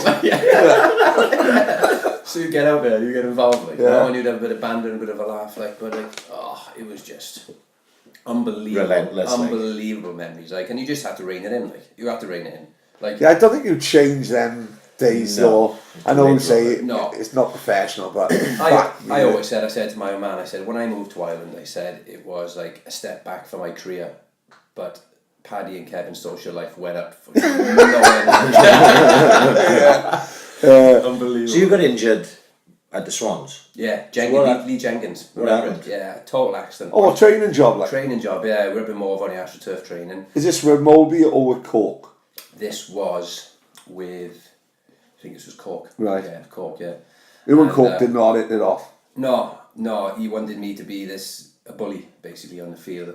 Like maybe he was, or fucking fashion. I don't know, he saw me as the target man, which, is what I was portrayed as, but I felt I had a bit more to offer than just be that. Yeah. You know, he wanted to be like Toby. Yeah, I think I was obviously in his eyes limited and I couldn't run channels, I couldn't get on the ball, he wanted me just to flick things on and take out centre halves. That was never part of my game. I loved that side of it, don't get me wrong. And I did learn some valuable stuff off him, which I took to Ireland with me, of course. but like he just wanted me to be aggressive, like be aggressive and just be as you say, a battering ram, or like just something they can hit balls up to, and balls dropping off me and get second balls. Like. And when I couldn't do that, when it wasn't part of my skill set, I quickly then went down the pecking order. You know, and I quickly Behind who? Even like Kwame Ampadu was coming through, like, you know, He was coming through. He was in the kids, and I was demoted. I was like training with the kids then. Yeah. At the time, like, you know, and then sort of, Mickey Adams came in with Cork, and Mickey was the manager at first, and within about 2-3 weeks, Mickey left. Right. Cork as assistant. And I don't know whether there was a breakdown in what Mickey thought that he was going to get in terms of funds. To I remember that happening. happening. Fuck yeah. But Cork took over from Mickey Adams. I didn't get to know Mickey really that well. Like, I was only 18 like, at the time, and there were players ahead of me that were better than me. I was trying to break into the team, and Jan was possibly giving me that opportunity, and then Jan obviously left. And then Mickey came in with Cork. Cork took over, and it just went downhill from there for me. To be honest with you, didn't get any opportunities. Was never really in the matchday squad, and you just got a little bit disillusioned because there were people coming through under you who you didn't feel were as good or couldn't do any more than you, maybe, and you just weren't getting a sniff. You weren't getting. And then each manager came in. Hollins came in next. Every manager brought in their own players. Of course, so, that's football. Everywhere. Like. So then, all of a sudden, you've gone from maybe third choice within 2 years. You sixth choice. Went out on loan, where I met an absolute gentle fellow, went to Merthyr, and I went. John Lewis was the manager. Louis. Of course, You know Louis, and absolutely took me up there. And he played me as a centre forward, but someone who could get into feet and who could run the channels and was a target man, like, you know. And I went up there. I think I spent 2 months with John. Loved playing for him. Took me back to my time where I enjoyed playing football. We were playing in the Welsh Cup. We played Cardiff a few times. He put me up front as a lone striker. Loved it. I was in the days where there weren't really strikers up top and they all were they? No. In the late 90s and all that. Two, like Yeah. And that was I got my mojo back a bit. I enjoyed it again. I enjoyed football. It went stale for me at Swansea because you're trying to. It didn't help. I was living in a house with 6 nutters, like, you know. but it went a bit stale, and I had a bad injury as well, and you just felt as if you won't get anywhere. How did the injury happen? We were a little circle warming up, one person in the middle, a little tight circle, one touch, boom, boom, boom, back and forth, and Jenks came to close me down, and as I passed it with my right foot, my left foot was on the ground, and he slipped as he came in to close me down. Right. And as he slipped, his foot came off the ground, and he just caught me kind of mid-calf, I'd say, and it spun me in behind me, and my right foot's off the ground, and it was just like a snapping sound. Oh. And I was like, I thought it was just a collision, you know, his leg hit my leg, slapping off my leg like that. So I stood up, and there was no ligament there, just collapsed on the ground. Oh. I was like, what the fuck? I mean, I was a kid. Like, See, these are the injuries that you see a snap, you see a leg break, but the Achilles heel, ligaments, hamstrings, they're the worst. The ones you can't see, they're the fucking scary ones. Like. And I remember going down to Dabs, who was the physio at the time, like, you know, and he suspected a ligament issue, like, so they kind of sit you up on the bed, they do these special tests on you to see what's going on. And I remember he held my right leg up, he put his left hand under my heel, and then he just sort of pushed my knee out. Yeah. And normally that would be quite rigid, quite tight ligaments. Oh my God, Lord. There was nothing holding that knee, like in the no way. Just floppy, like. So it was just, it was either a complete rupture or it was like on the verge of it, like, you know. And that was a big one for me. That was a big one for me because you're just starting off, like. Yeah, of course. And you're trying to impress as well, you know. And managers coming in and you're under pressure to perform. And I spent the best part of 4 months, like, injured, out, rehab, and then you kind of chasing my tail again, like, you know, and you wanna succeed, you wanna do this, you got plans in your head, and you just restricted them. A lonely time as well. Yeah, tough, like, because we didn't really know what rehab was then, like rehabilitation with the leg and all that. I didn't really know, and I don't think. What do you think? What you're doing now, the job you're doing now? Yeah. That didn't really exist. No. In them days, personal trainers, like, you know. Let's be fair to Chris, like Chris Ware. he kicked it off. The amount of people, if you got like, not like a family tree, if you put Chris Ware at the top of that family tree, I don't know who inspired him, but no off Chris Ware, the family tree goes to Dylan Richards, Gemma Pegler, Maney, like no offence to Gemma Pegler was a travel agent, well, still loves a fucking holidays to this day. Like Gemma Pegler would still be a travel agent if it hadn't been for Chris saying, look, fuck that off. Come with us, like. Next thing, Gemma's fucking one of the most well-known personal trainers in Swansea, like, you know, isn't she? You know, like Caris Norman, like the people that have branched off from Chris is fucking incredible. Like you said, in them days, physio probably wasn't even, it probably didn't even exist. Like. I don't remember being given, Downs may have given me, but I don't remember being given a program to sort of isolate sort of leg, you know, muscle leg to build up strength, my quads and all that. I don't remember doing that. I just remember like resting, and then when the cast was off, went back to a little bit of sort of light jogging and all that. The information, the knowledge that I have now, taking me back then, I would have come back far stronger. It is. It's amazing, like, you know, what you miss out on. And the way things develop, like, you know, and I don't know what influence that is, what's happened there, but it was a big, huge gap there in the market. Was it just because Swans were down the tree as regards to they were like League 2, Division 4 then, you know what I mean? And do you think that the top teams would have had a better understanding of your injury, or do you think that it's just we've come this much further now down the line, everyone is that much more better? When you think, like, when you watch that I Believe in Miracles, that Brian Clough documentary, mate, they fucking, one of the games, they were late getting to the game, or the bus broke down, Clough had them fucking doing training on a fucking roundabout, no, the equivalent of the roundabout down here, and his video of the fucking players, John Robinson playing 1-2s with fucking Gary Birtles over the fucking flower bed. You know, it just it was a different fucking time. World. That's 20 years ago, man. Yeah, it's crazy. You know what I mean? It's a lot of happened in 20 fucking years, like. Yeah, the way things have changed. It's as I said, I'm seeing it now firsthand. I'm seeing, like, even in Dublin, like with the Gaelic football, the GAA, like how that's developing, like, you know, and how that's changing, and how people's sort of training methods are changing. Everything that it's just completely. And I think going back 20 years. People go, why are you doing that? Of course, yeah. You don't need to do that, like, you know? Just get back running, just get fit. Now it's like, I can get fit, but first of all, I got to get this right. I got to get the foundations right, and I got to build on that. And once I build that up, then I can get back to it. But it has changed a hell of a lot. Think I was the nail in the coffin in the Swans' career. Yeah, I don't think it was. I think when Jan went, Jan had a belief in me. I think he'd obviously seen me as a kid, and when he went, it was a blow for me. I remember as a kid, even that young, like, I remember it like being absolutely gutted.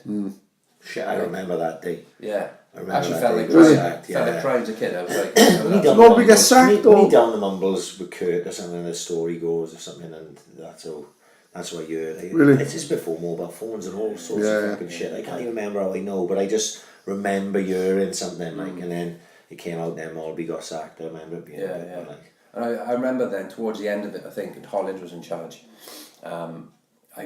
They played me centre half. This is where the centre half thing came from. I think we had a reserve game, and he played me centre half. They were struggling, like, and I wasn't obviously on the radar as someone they were looking at in the resi to bring to the first team. I was another body that was going to fill a space, and they played me centre half, like, and I remember my contract was finishing, and I think on that performance, they were that close. I remember Kurt saying to me to give me another contract just on my centre half performance, because I was a different player. Yeah. You know, I could see things in a centre half. Something they hadn't seen before. Yeah, isn't it funny though? Although it sometimes happens, you know, John Charles is the most famous one, isn't he? You know, he can play either to a fucking, like, world class level. Like, I remember Coleman got moved from centre half to up top with Paris and went on a run and scored 5-6. What you find is, like, when you're playing up top, you're all about creating, and then when you're centre half, you're killing the game. So there's not many people can make the move, like, because it's two totally different aspects of football. You've got to have a decent vision for the game to be able to do both. Like, you can be a fucking big boy and they can just throw you up front and launch balls at you in the last 5 minutes of the fucking game. Like, any kind can do that. That doesn't make you a centre forward. You know, you were a centre forward first who had the ability to step back and play fucking centre half. You know, how many centre forwards could do that? Not Because many, yeah. because what you would lose as a centre forward coming back is your awareness around the pitch, marking, you know, just the controlling the defence, all these type of things. yeah. So you have to be. You go from spending the whole game trying to lose your marker to being the fucking guy who wants to be as close to that guy as It's possible. not easy to do. You know, to be able to do it is absolutely, it's a fucking skill into itself. Like And that kind of carried on then when John Lewis, after Murphy, like he put me in touch, he said, kind of the lines of like, do you fancy going to Dublin? And I was like, Totally out the blue. we had a chat like Louis, and he was like, what are you going to do you want to stay here? He said, I might have a chance of going to Dublin and managing a team, like I'm going assistant with Roddy Collins, Bohemians. Like, For those who don't know Roddy Collins, he's Steve Collins' brother, and Packy Collins, who trained Spike O'Sullivan. Yeah. Well, there's another brother, I don't know whether he's older or younger, but think of that mould of character. right. He ain't no shrinking fucking violet, you know. So like it was like one of them where I think Roddy Collins had already sort of given John a shout. I'm looking for a centre forward, a big lad, because Roddy used to play centre forward. He was a bit like a Corky character. Yeah. And a Cork out of Roddy was like tough, you know, loved putting about in the field. So I went over with John and played a reserve game, played a trial game, whatever. And Roddy said, "I've got a 3-year contract with you." Straight after the game, like they played. Unbelievable. I think I played 45 minutes. He said, "Just what I'm looking for, just what I'm after." He said, "I need you to get over here." I said, "You will be my number 9." He said, "You'll be up front." I said, "You'll love it here." How old are you then? God, that would have been 20 then, 25 probably. Yeah, probably 20. So it's a big move for me going. Well, it's hard as well. My You're Todd moving went away, across there. Yeah. So went over there. John followed me over as the assistant, and I had that little comfort with John. He was a mate as well. John was he was a lovely fella. Went over there, and Glenn Crowe, who you may be familiar, played for Wolves for a few years, and he was at Cardiff for a few years. He was my strike partner up there. We had a really good team there, and I was the target man. Corey was the goal scorer. Would have scored maybe 10 goals a season for me. We got like 20 odd goals in a season. We had a good partnership, like you know. From there, then it kind of went. Roddy brought in a lad called Trevor Malloy from St Pat's, and I was involved in a swap deal. St Pat's wanted me, and we went the other way, opposite ways. So we swapped. I went to St Pat's and played there under Pat Dolan and Eamon Collins, and again I had a good few years there. Like you know, we think our first game was against West Ham, pre-season friendly. Neil Ruddock was marking me. Winterburn was playing, and I remember Ruddock absolutely smashing me hundreds of times. Really? It was like being hit by Minna. Yeah, Over again. You know? I never realised how big. I know Ruddock would have put timber on from the time you played him to the time we met him. But fuck me, that night we met him. Yeah. Monster. I could not get over how big he was. Yeah, huge. I could not get over how big he was. He was like, if I'm trying to flick the ball on, I'd fancy myself against anybody. But whenever he was by me and he'd shout razors, I'd be like, fuck. Let's be honest. He was a good player. You could play football Yeah. as well. You know, fucking, don't play for Spurs, don't play for Liverpool. Yeah. You know, he was a good player. When we played them, Rio Ferdinand was playing. He was only young there. He was unbelievable. Really? Unbelievable. Joe Cole was playing. Of course, it was that era, wasn't it? They Yeah. were like, they had a hell of a team. Steve Loam, I think, was in midfield with them. Like, they had some unbelievable players. Like, you know, and yeah, I loved. As you know, like you were in Dublin with me. Oh, you'd be surprised how good the standard was. Like, it was say, you know, when you were the top, it was you around. played each other. Yeah, it was around Scottish League, Yeah, maybe yeah. a little bit below that. Yeah. But like the crowds were big. You know, it was got like what baffled us was when we would go over, the back of the sun wouldn't be Liverpool Arsenal. The back of the sun would be Jamie Harris, like you know, a little photo with a caption. You know, that's so. It was, and the problem with Dublin is that there's about 6 teams in Dublin. You know what I mean? So when you look at like Swansea City playing at home, the whole town comes alive. Like, you know, you get the fans going there. When you were playing for Bohemians at home, you often have Shelbourne playing at home the same time.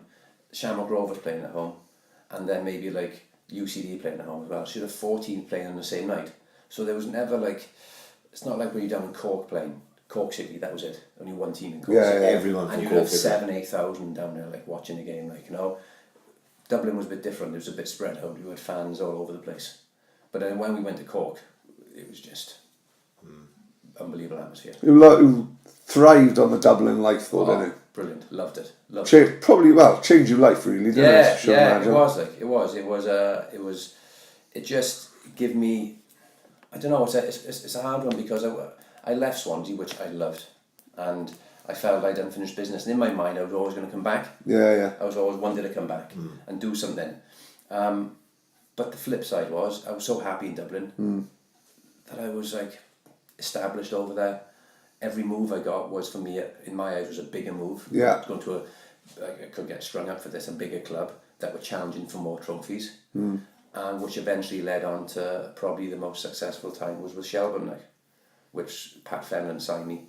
And the time there was the best. You know, you're given the opportunity to play in the Champions League, which, growing up, you think, Yeah, it doesn't make much sense, does it? is this going to happen? Is this real? Like, you know, and that opportunity alone, when I signed for Shelbourne to play in Champions League, was just like the memories I have of playing for those clubs in Europe was unbelievable. So who did you play against all told?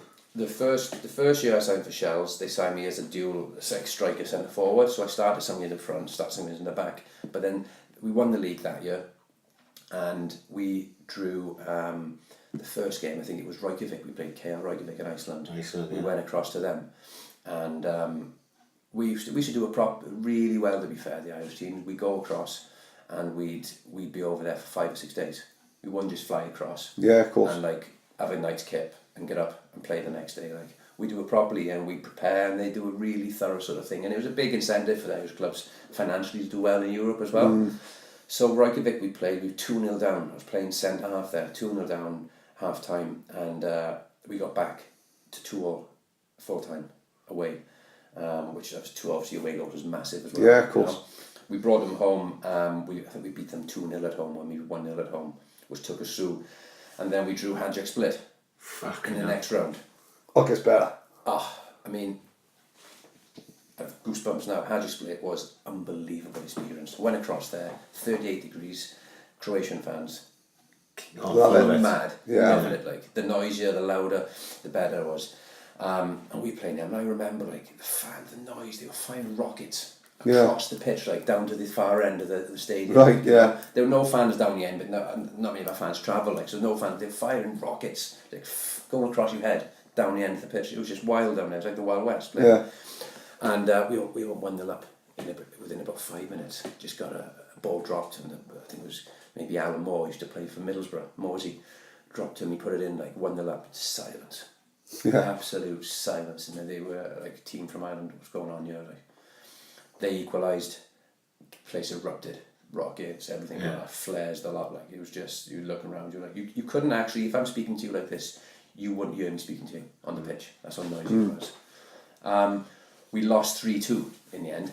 Lost 3-2, hell of a game, brought them back home, and we beat them 2-0 at Tarka Park, which was extraordinary, like, because we knew that if we beat them, we were playing Deportivo La Coruña in the next round. And the year before, Deportivo lost to Real Madrid in the semi-finals. Right. So they had a team that How was big a just, coup was that? And it then, was huge, like, you know, for us, massive. And we had to move the match from Talca Park, where we beat Hajduk, which was like real on top. You beat Yeah, Talca, of course, yeah. went to full house, it's intense, like, you know. We moved it to Lansdowne Road. We moved the game, and it was like all over Sky Sports News, biggest game that any Irish club has ever played. do you think I went the other way then? Do you think you'd have had, like, Yeah. you've got to give yourself as much chance as possible, innit? Yeah, and exactly, to me, yeah. I can see why they move it to Lansdowne Road because of the money, like, but if you've got to give yourself any fucking chance, you might not have been able to by the maybe the rules stated. Possibly, yeah. Because they got to bring, Yeah, they of would course. bring thousands, I suppose. Yeah. They brought a few fans in as well, like, you know, but I mean, yeah, like you said, it could have worked against us. We were very comfortable at home. We could close teams down. We'd get on top of them. I defended the box, me and Davy Rogers, the Scouser, together. We defended very well together with Owen Erie and Davy Crawley. We were solid like a Talca. At Lansdowne, we were a bit more open. Of course, yeah. You know, they could slide balls down the side of us and all that. And Who's he marking, I think? Walter Pandiani. Pandiani I was marking there, and they had Luque, who played for Newcastle. I think he was a bit of a flop at Newcastle. He went for 12 million something. Yeah. Mauro Silva, Juan Valeron, What a footballer. Julio Cesar. The jerseys just brilliant, like, to see. But we held them 0-0 at Lansdowne, and we were just... That's a result. Yeah, fucking Yeah. It's a massive result. Yeah. It was one of them, we went away and it was... We booked into the same hotel Real Madrid stayed the year before, and we were like, this is unbelievable. Yeah. What? And Deportivo was a beautiful place as well. And we were training on the pitch, and we were just like, it was an eye-opener. Unbelievable. And we got out on the pitch, and it was 0-0, and we were holding our own. Yeah. We felt quite comfortable there. Yeah. First half. Like, we were moving the ball, keeping the ball. Wes Hooligan was playing for us. Joseph Indo. Where's Hoolan? Hoolan Norwich? Yeah, Really? yeah, he was playing for us. Was he a youngster then, was He was a he? youngster then, yeah. Yeah. What a talent. Talent, I was going to say. Because he'd gone on to have a great career, you know. Unbelievable, like, you know. Good boy? Yeah, great boy, Yeah. great boy. And you had Joseph Indo playing for us, who played in the World Cup for Cameroon a few times. Jason Byrne up top, Cap for Ireland. You had Owen Heary, who was probably, he should have gone across the water to play. He was one of the best right backs I've ever come across. Alan Moore played for Middlesbrough for years. We had an exceptional team, like really good team. Comfortable on the ball, we were playing, and then I think the ball got rolled into Wes in the middle of the park, and he tried a Cruyff turn, which was well capable of doing that. Yeah. And Victor, who was a Spanish right winger, nicked it off and just towed the ball through his legs and ran round him. And he had no right to hit it from where he hit it from, Victor. It was like 40 yards, like 35, 40 yards, hit it. And the ball we used, the night balls, if anybody's used them, they were like, you didn't have to kill the ball for it to travel, you just had to hit it clean. And he hit it, and it moved all over the place, flew in the top corner. And of course the place, like they were booed at half time going off. Right, yeah. Like, you know, that's how much You it put was it like. on him, yeah. And the place erupted, like, you know, went berserk. And then they got another one, I don't know who got the other one, and then Pandiani got a free kick, then 3-0 we lost, like, you know. But then from there we got knocked out of the Champions League, but we went into the first qualifying of the UEFA Cup. Right. And we played Lille of France. Fucking hell. And they were a very, very good team. They hurt us more than Deportivo. Really? Yeah, they were just machines, like. Yeah. You know, there's some players playing from the lad who played for Spurs, can't remember his name now, but they were just really fit, and they had a lot of those like sort of Cameroon or sort of Yeah, of course, players, yeah. Athletic, beast, like. and every ball that bounced, they were just bang, nailing us, like, and we felt like kids against these, like, you know, so good they were. Isn't it funny how to bet against a bigger side like Deportivo than... It's just styles of play, Yeah. Styles of play. Yeah. But yeah, I mean, that's the platform I was playing on there. Was unbelievable for me. Yeah, It you was know, like- you how many years before you were playing in Underhill Park? Yeah. In the fucking rain against the press or something Yeah. like. You know what I mean? Yeah, of course, that's right. You know, when you're thinking, Yeah. fucking, we're in Deportivo's ground now, like 6 years later or You're something. playing in the Riazor, like, and there's like 40,000 watching you. And the Spanish thing, you know, they were. Yeah. You see on TV the white flags, like, you know, that their fans were doing that to their own team. We were just Yeah, frustrated. what does that mean? What's that?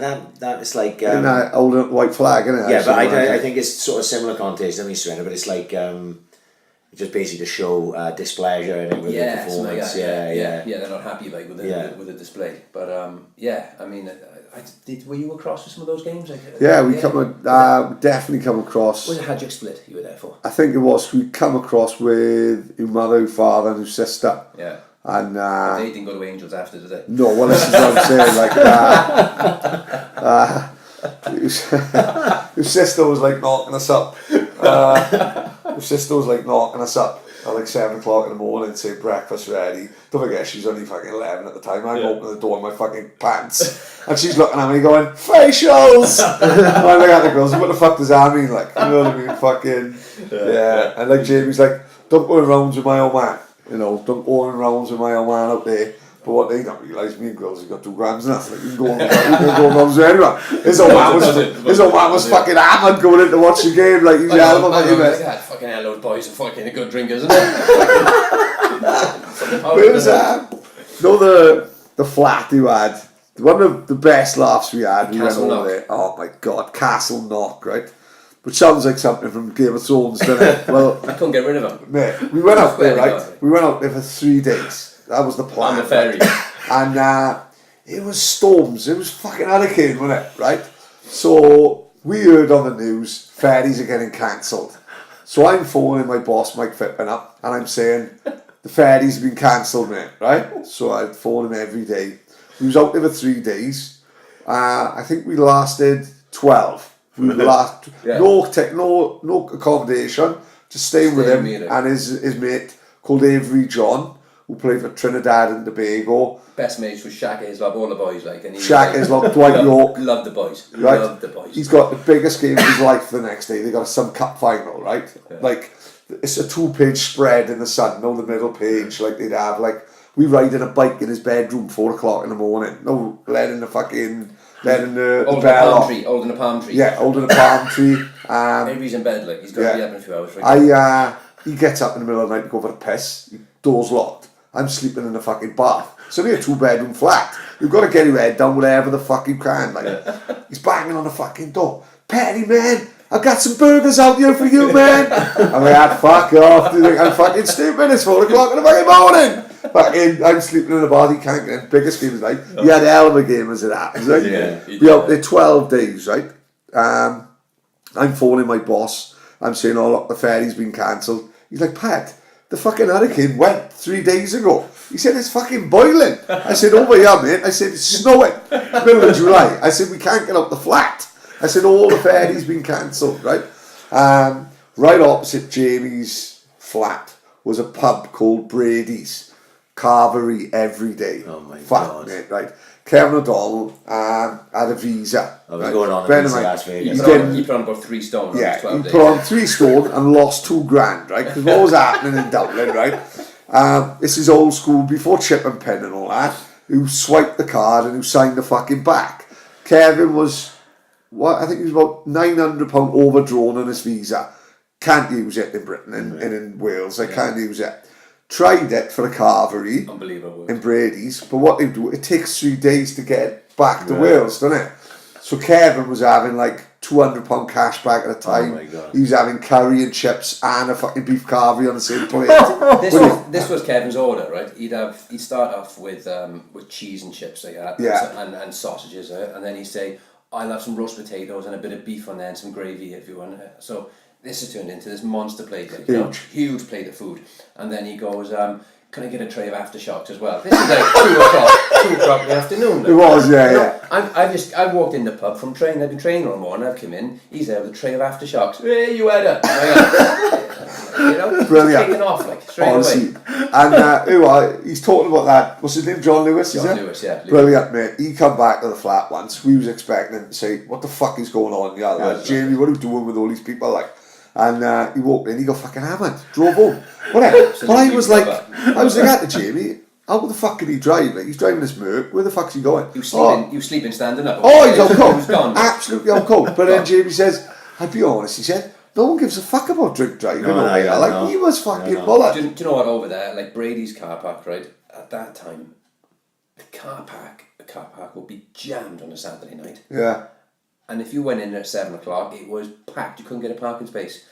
And when you left there at midnight, every car was gone. Yeah. And you're like, no way. Yeah, exactly. No, like a different mentality, like. They're leaving you steaming. Yeah. And they're driving all over the shop. Like, fuck. But I remember Brady's. It was bonkers. Oh, it's party, man. Little bit outside Dublin, but great for us. No one's out starting. Yeah. And Kate would come home, right? Who James was with at the time, and. It was a time, round about the time David Blaine. Remember the first video I ever did? And he was doing stuff like, David Blaine would read someone's mind, and then someone would look on the wall and he'd put like fucking what they was thinking, right? So I've gone for the toilet and I've grabbed Kip's lipstick and makeup. It was. I bought her a brand new set of it was like MAC makeup thing, whatever. Right, yeah. Pens to get, you know, which just went on the eye or whatever it was, you know. I grabbed it. I just wrote Kevin was you underneath the picture frame, right? So we're watching David Blaine, right? And I'm going, Kevin's bullshit. Anyone can do it. It's fucking easy, right? So I said I can do it. I knows how he does it. Like, so me and Kevin are standing like nose to nose, and I'm looking him in the eye, like. And then I says, look under the picture frame. He goes under the picture frame. Kevin was here. Kevin loses his marbles, right? Kevin thinks I'm fucking like the dungeon master, doesn't he? Right? Kevin's losing his marbles. Brilliant, great. Like until Kate comes home and goes, where's my fucking MAC makeup? Look at the fucking state of this pen. There's a big Kevin was here on the fucking... Kate goes mad, kicks us out, right? We beg him, we goes... I had to restrain her. She was fucking potty, right? We goes over Brady's, we comes back with a takeaway dinner, a bunch of flowers, we back in the house, right? Bear in mind now, there's 6 or 7 men living in her flat, right? Okay? Yeah. So I goes to the shit. Don't forget, we was out there like 12 days. I would never usually go for the shit in someone else's house. But this is my house, basically. For the next 2 weeks, like, I'm living here, right? So... I've bad stomach. Don't forget, we're eating fucking 2 carveries a day, right? So I goes to the toilet. Jamie's toilet is like Silverstone, right? There's skid marks everywhere, okay? So I goes to get changed. As I walks out into the corridor, right? So as I turn left, the toilet door is open and Kate is standing there with her head in her hands looking down at the pan. She turns to me. She went like, what the fuck have happened to my toilet? I looked at her straight in the eye and went like, I think Kevin just been for the shit. Kevin, you dirty bastard! She went fucking absolutely party, mate. We was out there 2 weeks, like, and because we was out there so long, Dublin. I can't get my bearings how big or small Dublin Island is, right? But Kevin, the O'Donnells are the full-on plastic paddies, isn't it? Yeah. Every one of them's from Town Hill, but they all think they're from fucking County Cork, right? There's nothing Irish about them, but they all think they're Irish. Kevin says one day, Jamie's in training, what can we do today? We're running out of money, never mind fucking anything else. Right, he said, I'm going to see my family in Cavan, right? This little town in Dublin where they're famous for fucking gun running with the IRA. He said, we are going to see my family in Cavan. We get on like a National Express bus, right? Travels 2 hours, right? 2 hours we on this bus. Gets in the middle of Cavan. It's proper valleys, right? It's like a we gets village. off this Yeah, bus. school. No mobile phones. Yeah. No mobile phones. We got to go into the nearest bed and breakfast to phone up Kevin's father to find out where we go, right?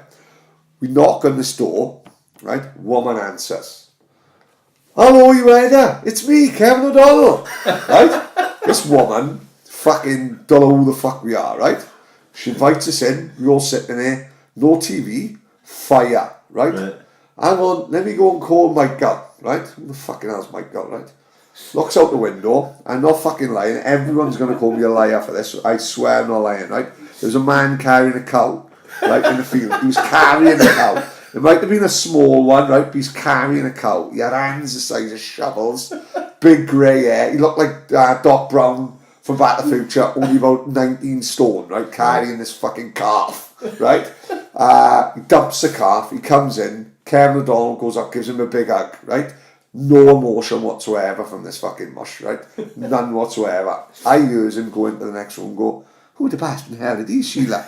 It's young Kevin's boy from Swansea, Francis's nephew. Don't know who the fuck we are, right? He ends up making us lasagna. We're sitting there, know how awkward it is. No TV, like. No TV, right? But know how awkward these people, we don't know what, from Adam, right? So how long are you guys planning on spending in Cavan? And Kevin said, we just spending the night, right? We got nowhere to stay. Oh, we'll get Josephine to do the beds up for you. You're landing in luck. It's Seamus's engagement party tonight, right? Brilliant. We're going to Seamus's engagement party, right? It was a place I'll never forget. This must have been 8 days into stay. Oh, this is 8 days. We're running out of money. Yeah. If Kevin hadn't kept on getting cash back, we'd be fucked. Like, as it happens, Kevin come back $4,000 in debt, but that's another story. Right? That's not your problem. Yeah, that's not my problem. Don't matter. I wanted my name. Right? We goes to this place called Clondalkin Rugby Club. Right? I'll never forget it till the day I die. No, like something from League of Gentlemen. Right. That's what it was like, right? Only I tell you what was stuck with me, right? You know, everyone's doing wigwam bam and fucking like old school as fuck, like, you know, Seamus is here, raving the trickle and all that. Michael's here with 2 cows on his fucking arm, you know, by the bar, right? So I says to this woman, where's the toilet? She said, go through the lounge, and it's on your left, right? So I walk through the lounge, and as I walk through, on the dance floor in the lounge, there's a guy with his trousers round his ankles having a shit in the middle of the dance floor, right? Now he looked up at me, and I looked down at him, and I've just gone, where's the toilet, mate? And he was like, first door on the left. I got in out of piss and just left into it. Mate, worst couple of days of my life. No awkward feeling, yeah. mate. Waking up the next day in some fucking out farm. We in a fucking farm. Yeah. Mate, Yeah. scary fucking times. Like, crazy. Good laugh up. I remember we was out there for St. Patrick's Day. We stayed in an hotel. Right, and because Jamie obviously Kate would never have us back. We fucked it. She stays in a bed of breakfast. We stays in a bed of breakfast. Like, there's a bar downstairs in the hotel.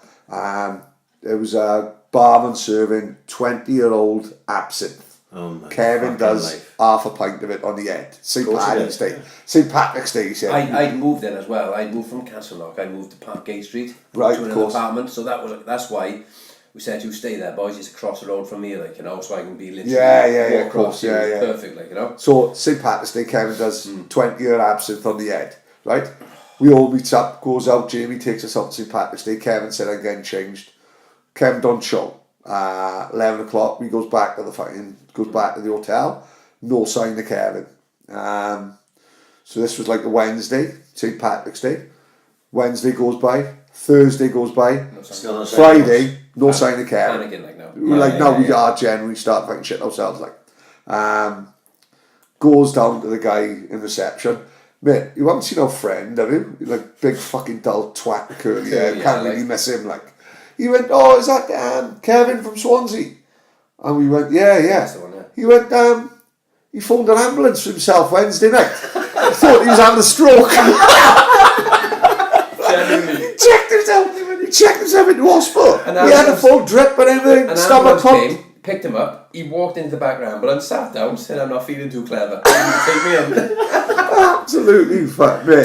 So you went to the hospital then to get it? No, fuck me phone. No, we fuck me wait till he come back. You're not fucking wasting a fucking day on him. We had to go to Brady's for Sunday dinner. And do you know what I think then? That night he got out, right, hospital. He came, we went into town, we had a session, and he started drinking, we were in Bono's Club, the kitchen. The Clarence Hotel. Yeah, you know? yeah. And downstairs is a bit of a funky bar, it's a bit of Yeah. a strange bar, like, you know. And he starts ordering these drinks, Ken. There's Lucifer and Satan, it's called. Yeah. Like, you know, he starts Like ordering strong these bottles, fuckers. strong things, like. And he starts hallucinating in the club, like. And I'm sitting next to him. You all right, like, because he'd been in hospital for 2 nights. Yeah. Keep an eye on him. And he said, no. What's wrong with you, Kev? There's the abominable snowman. He starts hallucinating. I was like, God, what are you on about? And there was like in the club there was like these white sort of sheets like on backs of chairs and all that, like, and he was convinced there was the abominable snowman there looking at Once us, his like. head went, he had a bad couple of days. We walked back then, right, along, I don't know whether people know like Dublin, but the Liffey runs straight through centre of Dublin, right? Yeah. And who knows? Oh fuck yeah. And like anybody jumps in the Liffey, they're either trying to commit suicide, right, or they're dead already, like, you know, before they get in there. So we're walking back down the Liffey, and there's all pubs and bars along the side of the Liffey, and we couldn't get a taxi. It was like 5 a.m, like, you know, nobody would pick up 6 lads who were rubber, like, you know. Oh, hell of a mess. So as you either side of the Liffey, you'd have these ladders like sporadically spread out, like, for people to go down to maintenance where the drains and that. So Kevin goes missing, like, you know, climbing down one of the ladders. Kevin is, like, I think he's, you know, the governor, like, you know. Yeah, look at me, you header. So we all go over, like, and look at him, like that. He's got his foot dipping in the Liffey, like, you know, and the Liffey's stinking, like, it's manky, like, you know, it's horrible, it's green, there's everything in there. Next minute, like, Paddy runs from across the other side of the road and does, like, a bomb into the Liffey, jumps over the wall, bang, straight into the Like water. Greg Louganis. We're all like this. All the locals who live in that area ran across, thinking he was fucking dead. Killing himself. Like, I do backstrokes. Paddy was in there, going under the water like a seal. Like, you know, like, around, like, we're all like that. Kevin was like that. No centre of attention. Kevin was like that. He was like that. Oh, you're a twat, Paddy. You're on the water. You're on the water. Absolutely devastated. He just got his toe wet, like. So we got back to the thing, the B&B with the boys. Paddy took his clothes off, left him in the bath in there, like. I remember going over to the next morning to the B&B. I could smell the room. Rotten, was it? Right? It was like this clothes that had been in the Liffey, like. Oh, the smell of them, like, in the bathroom. You'd just be like, Yeah, it's one of the greatest ideas. I don't we really told like the taxi driver, we went fucking mad. Like, he said, people jump in there to fucking kill themselves, and they were doing a fucking backstroke. I doubt that room smelled too fucking clever with it. Oh fuck Yeah, no! anyway. Oh fuck no! good times, man. He was fucking brilliant. You didn't take you long to adjust to being out in Ireland then? No, do you know what? The boys coming over for me were brilliant, like, you know, because it just made it feel like home from home that way, like, you know. And even though they stayed for 12 days most of the time, like, it was still all right with me, like, you know, because it was just like having the boys and Swans. Oh, it was great. You know? It was good fun, like real good fun. All the time. And I said then, you know, football. I've enjoyed my football over there, and I've got a family over there now. I've settled down over there, and, you know, set my own business there. And then I think from Shelburne, Shells went under, and I went. Did they really? Yeah, they went under. Oh. Yeah, they went under. Yeah, they were. Well, say they went under. They were struggling. They got relegated and all that, and the points deducted and all that. No. And then I went to the Scottish Premier League to play. Dunfermline. Stephen Kenny was a manager. Now at the time, the season finished in Dublin. I went to India on holiday. Like, I was there for about a month and a half, like, on holiday. Which you've always done, and it was family. Like, it was going to India when no fucker was going there. Like. It was unbelievable. Yeah, and I've been going there the last 2-3 years. I've been going there for a week. I don't even consider it a goer. It's unbelievable, right? Is it? Unbelievable, what a place, like. And it's like, you guaranteed sunshine, you guaranteed cheap beer, you guaranteed the best food, like bottles of beer over there, like 75 pence, like, you know, it's my ad, if that, like, you know, cent a euro, Yeah. you know. So I was over in India at the time, and I got a phone call from Stephen Kenny, and he got over to Dunfermline, and he said, "Where are you?" And I said, I'm in India. "What are you doing in India?" "I'm on holiday." He said, "I need you in Dunfermline. I got a contract there for you." I said, "Steve," I said, "I'm in India, I'm not back till next week. Book yourself a flight when you get back straight into Edinburgh, straight into Dublin, from Dublin to Edinburgh." So went over there, like, and I was out of shape, like, it'd been a month and a half on the beach, eating curry and drinking beer, like, I was never. First game that they had was Celtic in the semi-final of the Scottish Cup in Hampden. I was so far off the pace, like. Who started? No, not a chance. Like, Right, Steve yeah. I did a bit of training. He was like, "You're not ready." I said, "No, I'm not ready." You've got to mark Edric Larson, like, fucking hell. Bobo Balde from St. Peter's, like, cheers. So I was like, no, I said, "Listen, I might be right for the bench," like I said, "but listen, I'm not, I'm well off it," like, you know. So my dad came up, like, you know, to watch the game in Hampden, and he loved it. We were sitting next to Rod Stewart, like, in the crowd, like, you know. Right, He loved Rod Stewart, and so it was, for him, he was like, "This is unbelievable." Like, so after a while, I got back fit and everything, started playing up there, had a great time up there as well, like, you know. Really. How long were you there for?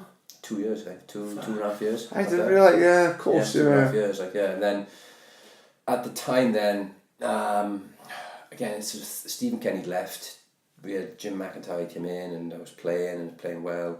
They got relegated to the first division, so it was perfect for me to come in and play. You know what I mean? Because they wanted some of the big earners off, get rid of some of the big boys. So I came in, I was played a really good few games, I loved it. And then there was a big movement in Dublin at St. Pat's. Johnny MacDonald was the manager, and Brian Kerr was involved in the club, like, you know. And they were. Why did Brian Kerr sound He familiar? used to manage Ireland. He was a manager of Ireland. Right, I see. Yeah. He was involved in the under 16 Yeah. for years. So he came on board, and with a big investor there, Garrett Keller, who had big plans for the clubs, and I wouldn't say they were throwing money at it, like, but they were matching wages that you were getting in the Scottish Premier League. Like, they were prepared to spend money to bring players in. Right. And then again, I kind of got it at the right time. I left, came back, made me captain of the club at Pats. Do you feel like he was going home then to Dublin? Yeah, bizarrely. Yeah, that was my move home. You know, and I love Scotland, Edinburgh, and all that. It was brilliant, like, you know. But moving back for me was the right thing at the right time. Yeah, of course. And then I went back. We played in the UEFA Cup again. Next, so I had another run. We played like Hertha Berlin in the Olympic Stadium in the UEFA Cup. Unbelievable. And again, it's one of those moments like where you're playing a game and you think, this is unbelievable. This is the Olympic Stadium. The history involved in that. My dad came across. My mum flew across. Yeah. It was, preparation was right. We were all. They had Joey Simonis playing for them. They had Friedrich, the German captain, was playing for them at the time. They had some Rafinha, the Brazilian, was playing for them. Some big players playing. Yeah, of course. But we had a chance because we prepped well. Like, you know, we did everything right. But I always remember that when we were warming up on the pitch, this is in the Olympic Stadium. Fucking hell. You're warming up on the pitch. Not even just the history, football-wise, all that. You've got to look back to. We talk about Jesse Owens. Jesse Owens, you know. Hitler's speech there, like that kind of thing. Like, you know, it was bonkers. Like, you were warming up, amazing atmosphere, and things were done properly. Like, right. My old man the champagne bar and free drink, everything. Yeah. Like, it was a proper game, like, you know, you say. And I remember warming up, and there was like 20 minutes left, and there was no sign of Hertha Berlin coming out to warm up. Right. What the fuck is this about? Like, what's going on here? The boys looking around, and our coach was like, they've only got 20 minutes to warm up. Like, what are they doing? Next thing, the lights in the whole stadium just dimmed, and their fans went quiet. Like, it was like really eerie. Yeah. And then they played through the sound system like a heartbeat, going through the whole stadium. It's a huge stadium, like just a heartbeat. Everybody was quiet. And then atop the steps where we walked up, there was like a platform which opened, right? Yeah. And the lights came on, the heartbeats got quicker, and Hertha Berlin walked out of the underground, walked out like machines. Right. And all the boys warming up were all like this. What the fuck? They beat us just on that part. Like, No way. We were shitting ourselves. We were like, and our coach said, yes, lad, just keep going, just keep kicking the ball around. It was unbelievable. And then the heartbeat got quicker, build up. And as soon as everybody was on the pitch, the lights came back on, their fans were like, Fuck, have you ever seen anything like that? no.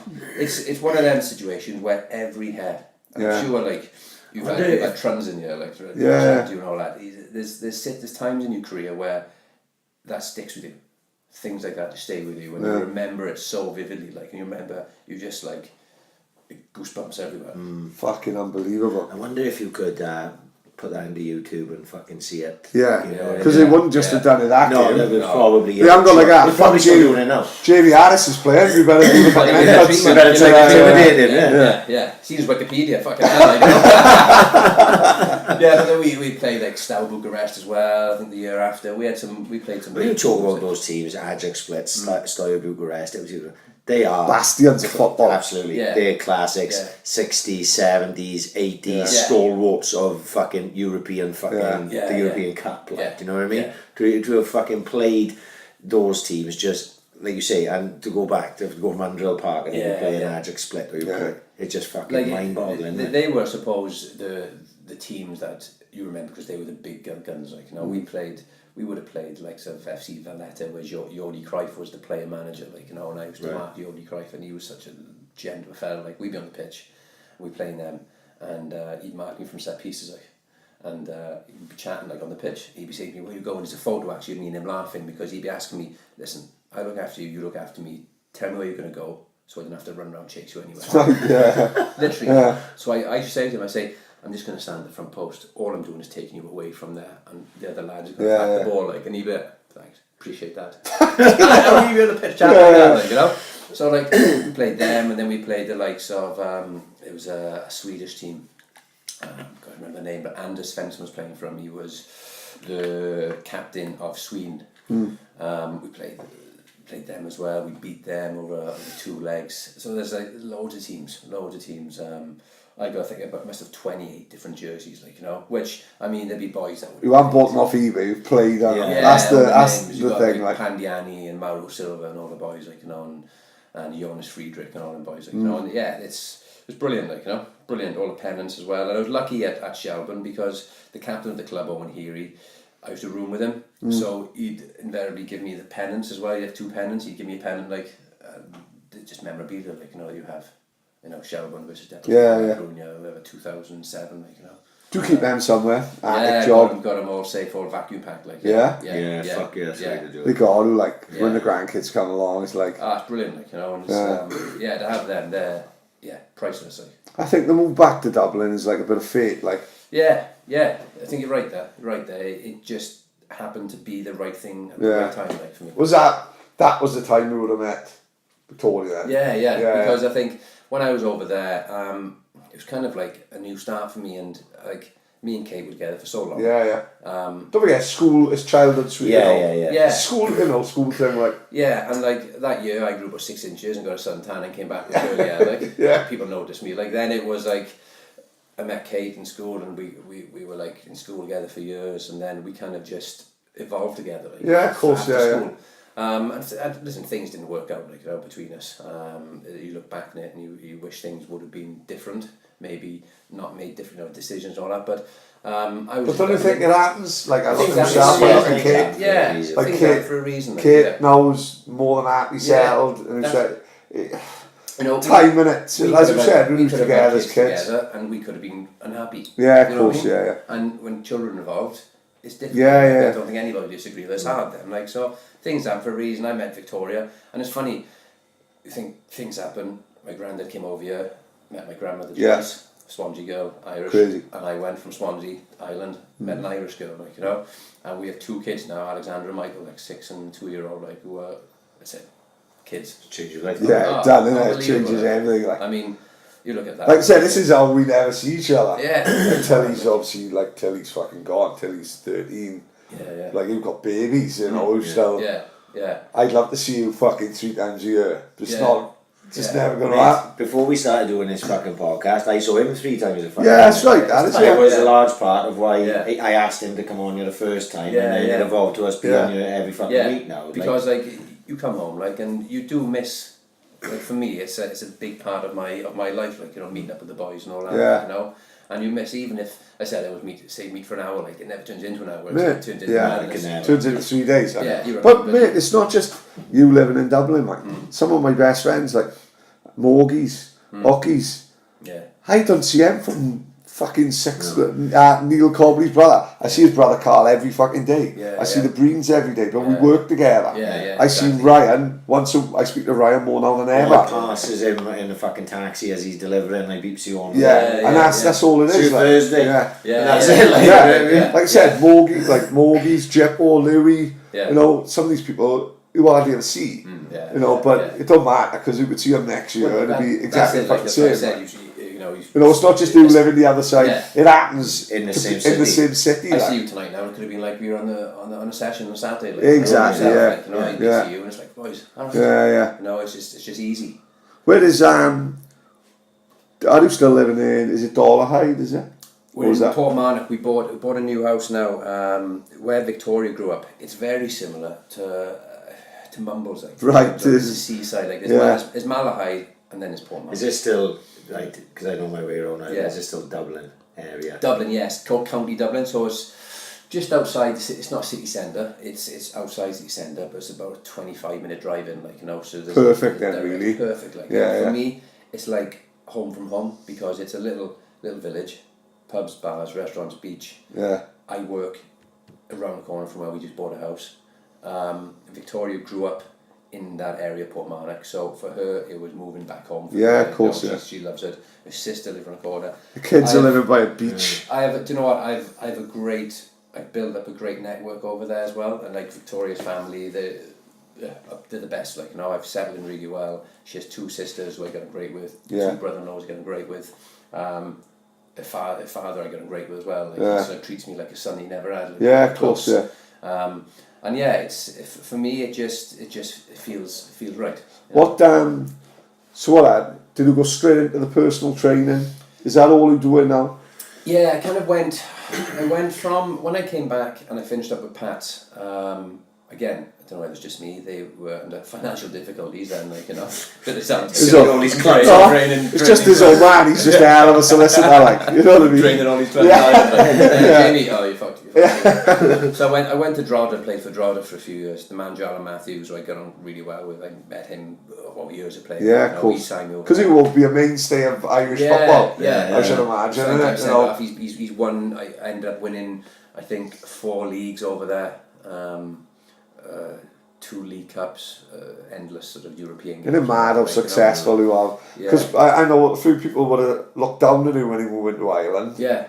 but he would never achieved No. half as much if he would have signed for fucking Exeter. Well, if or you something like hadn't that. got injured and you'd signed another extension with the Swans, you could have just been stuck in the back. Yeah. And then you could have gone, all right, are we going to loan you out to Alfred West? Yeah. And then you're Yeah. playing in the Welsh League, and then you're back home with the boys. Before you know it, you're back playing under a park. Yeah, Yeah, that's it, spot like, on, yeah. I mean, for me, it was at the time. It felt like I was taking a step back to go forward. You know that way? Yeah. But then I built up, you know, obviously a career over there for myself, and you know, I was, like I say, maybe a recognised centre half over there. You know, I'd finished my days as centre forward. I was like, we're signing you as a centre half. Number 5 captain. Yeah, that's it. Like, Yeah. you know, and you know, went to Scotland, played a few games over here, sort of established myself in a team over there, which was a tough league as well. And then came back, Pats for a few years, went to Drogheda. at that time the league was on its knees a bit then. Right. The league was struggling because it had lost a lot of its major investors. It's hard to say this, but the money wasn't there.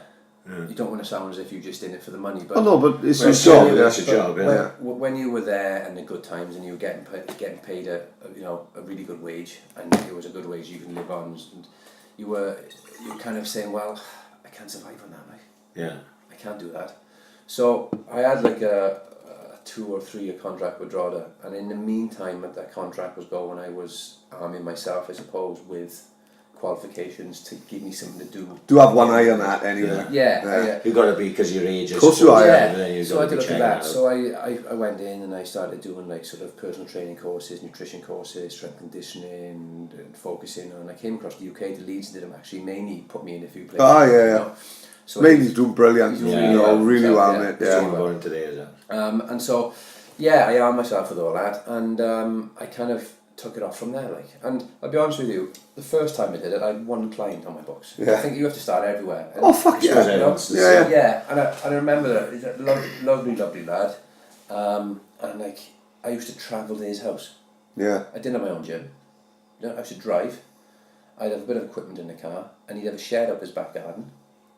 His name was Alan Concannon. His brother was Dean Allen, lovely fella, and I just got him in shape. Yeah. Like just from what I learned, but mainly from a lot from my background football as well, fitness. Yeah. And this fella went from like 18 stone down to like 15 and a half stone. Crazy. You know, 15 stone, like, you know, lean as well. Like now, his whole life has changed. He's now running his own business called the Health Hut. He works with bodybuilders. And No this is way. a guy that was completely out of shape who wouldn't have lifted a weight in his life. Yeah. So then I kind of built on from that, started doing some classes and all that. I think I've been doing it maybe 7 years now. And yeah, I've built a business from Scratch. scratch, Yeah. you know. Have you got your own gym? Got a gym I work No way. out of. I've got a gym I work out of. It's around the corner from the house. It's the GA club, Portmarnock, it's called Nave Manog, which is Portmarnock GA club. And I live around the corner from there. So what I do, I rent their Right, gym, I see, yeah. and I rent the facilities there. And I swear to God, the facilities are brilliant, brilliant. I remember playing football in Dublin, and you'd be scratching around to get a field to train on. Like, Yeah. and the grass was cut. GA have got it. Perfect. Really? Is that the main sport there in Ireland? Yeah. It's massive, isn't it? Because they've got it on Sky and everything. Yeah, it's huge. I mean, the facilities they have, AstroTurf pitch, they're building a running track, about 6 different pitches, clubhouse, bar, big hall, function hall, kitchen, gym, like space. Yeah. You'd only wish you had as a club in Dublin. Yeah, of Shelbourne course, had yeah. Shelbourne of those facilities, they probably would have got the group stage Champions League. Yeah. You know, it was that good, and the facilities there are brilliant. So I run out of I work at a gym up there, and yeah, look, I've been doing it for years, and I've built up a client database now. Yeah. I've based myself, and I've got a lot of customers on the cards.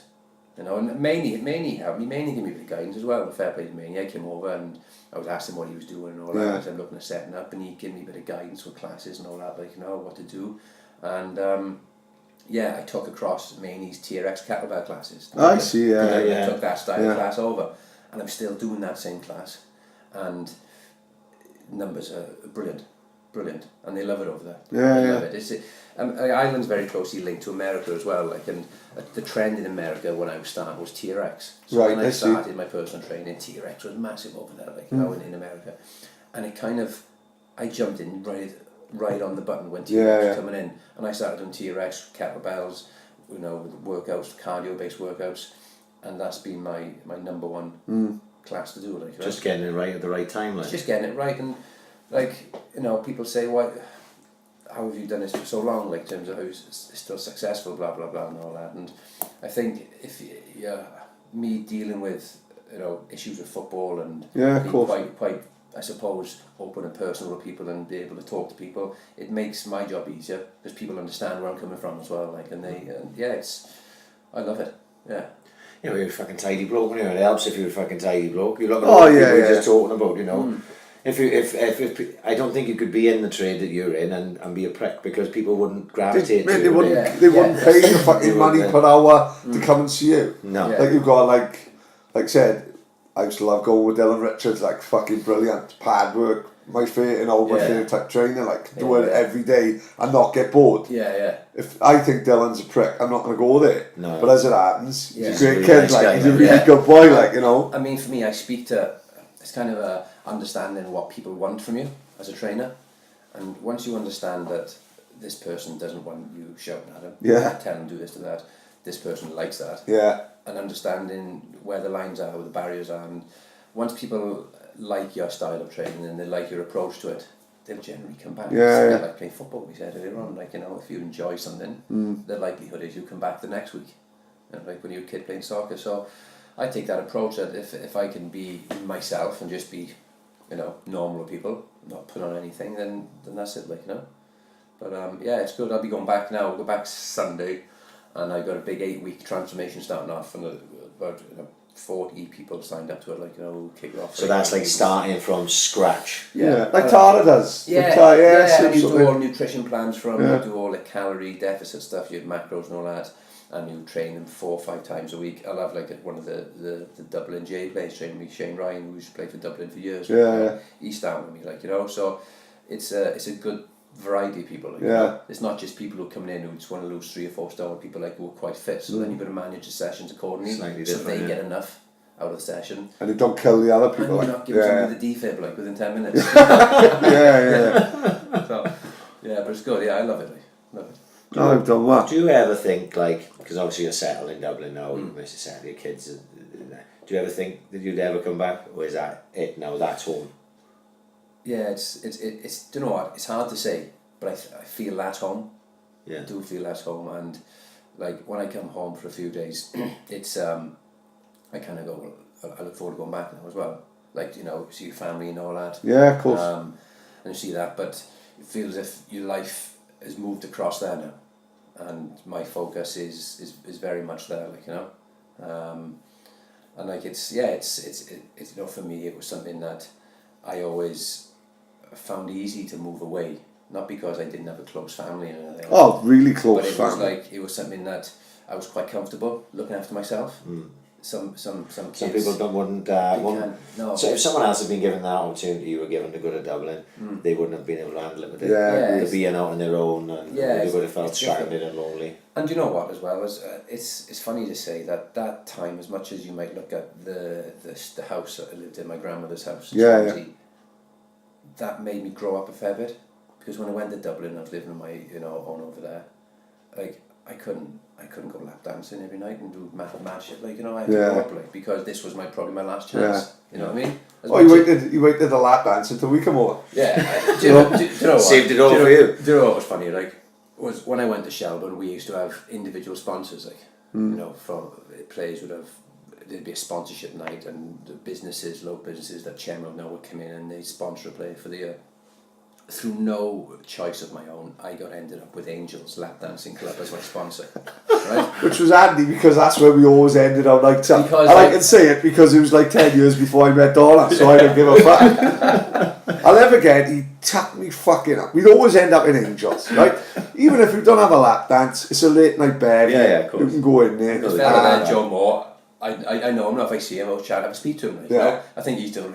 We kept the club going, all the boys. Oh man, so for them to sponsor Jamie, I think it was apt, like every other fucking. It was meant to be, wasn't it? Glenn Crowe was getting sponsored by fucking Wexford Homes. Yeah, James W. Keaton and all that crap and all that. Angels Lap Dance Club, fucking spot on, right? Every bird in there is an Eastern European model, right? Unbelievable, unfucking believable women, right? Jamie comes up to me one night, Pad, go out the back, mate. I've just paid. There's a bird out the back waiting for you. Fucking excellent. Out I goes there, I can't fucking wait. Runs out. Think it's going to be like Donald Trump's missus. Absolutely buzzing. Gets out in a fucking Stars and Stripes bikini. Was a woman who looked the image of Jane Couch, the boxer. Absolutely horrific. She shouted at me. She called me a fat cunt. She nearly hit me. broke my nose, she bit my fucking ear. I said, fuck this, Jamie, I'll never come back to this place ever again. Do you know what? I remember. This is fucking horrible. I remember her name. It was Debbie. Her name was. Debbie, my ass. And You fucking Jane Couch. She had a voice like you know, Mel B. Oh, Like, you know, She one of them. she was tough. Like she was hard. Oh, this fuck. Like, you know. You bit my fucking ear up like I am Mike Tyson. It's only the I remember bird. this Was shit. 10 out of 10. Like, you know. But I remember that night we played Hadrick Split. And we went down to Angels because Joe was at the game. Like he said, boys, make sure you come down now to the club after. Like Jim, you got to come down. Like you've seen, you got to come down. One of the boys, like, you know, a sponsor, so yeah, I come down, like, you know, when we got in there, it must be 4 o'clock in the morning. Joe said we're going to stay open till 7, whatever, because we beat Hadrick Split. So we were in there with the boys, and next minute, the fella delivering newspapers turns up. I think it's 6 in the morning, right? Right, yeah. And on the back of the Daily Star, like, is me with the manager, like, you Right. know, Shells 2, Hadrick Split 0, like, you know. So all these birds now and there, like, think me and the boys must be absolutely minted. I'm on the back of the sports peddler, like, and they're all round the boys like flies round shit. So why couldn't I have been in that fucking... Kevin was like, hey! Like, you know, thought it was Christmas Day. But I tell you what, it was, yeah. Imagine the headlines if they'd have found out. Ajax split us.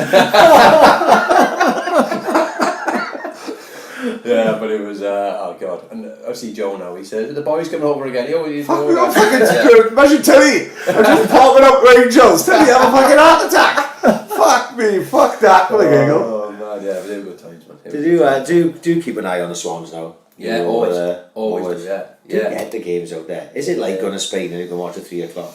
Yeah, you can watch all the games over there, like, no, yeah, you can watch them all, like, and I always keep an eye on the Swans. It's devastating when they got relegated, and obviously Cardiff going up then. Yeah. In that same. But it worked out like worked Cardiff out, are probably going to be the worst fucking fucking side ever. And do you know what? Like the lad who plays in the back for Cardiff, right? Saul Bamba. Oh yeah? Absolute gentleman fella. Really? He played with the film with me.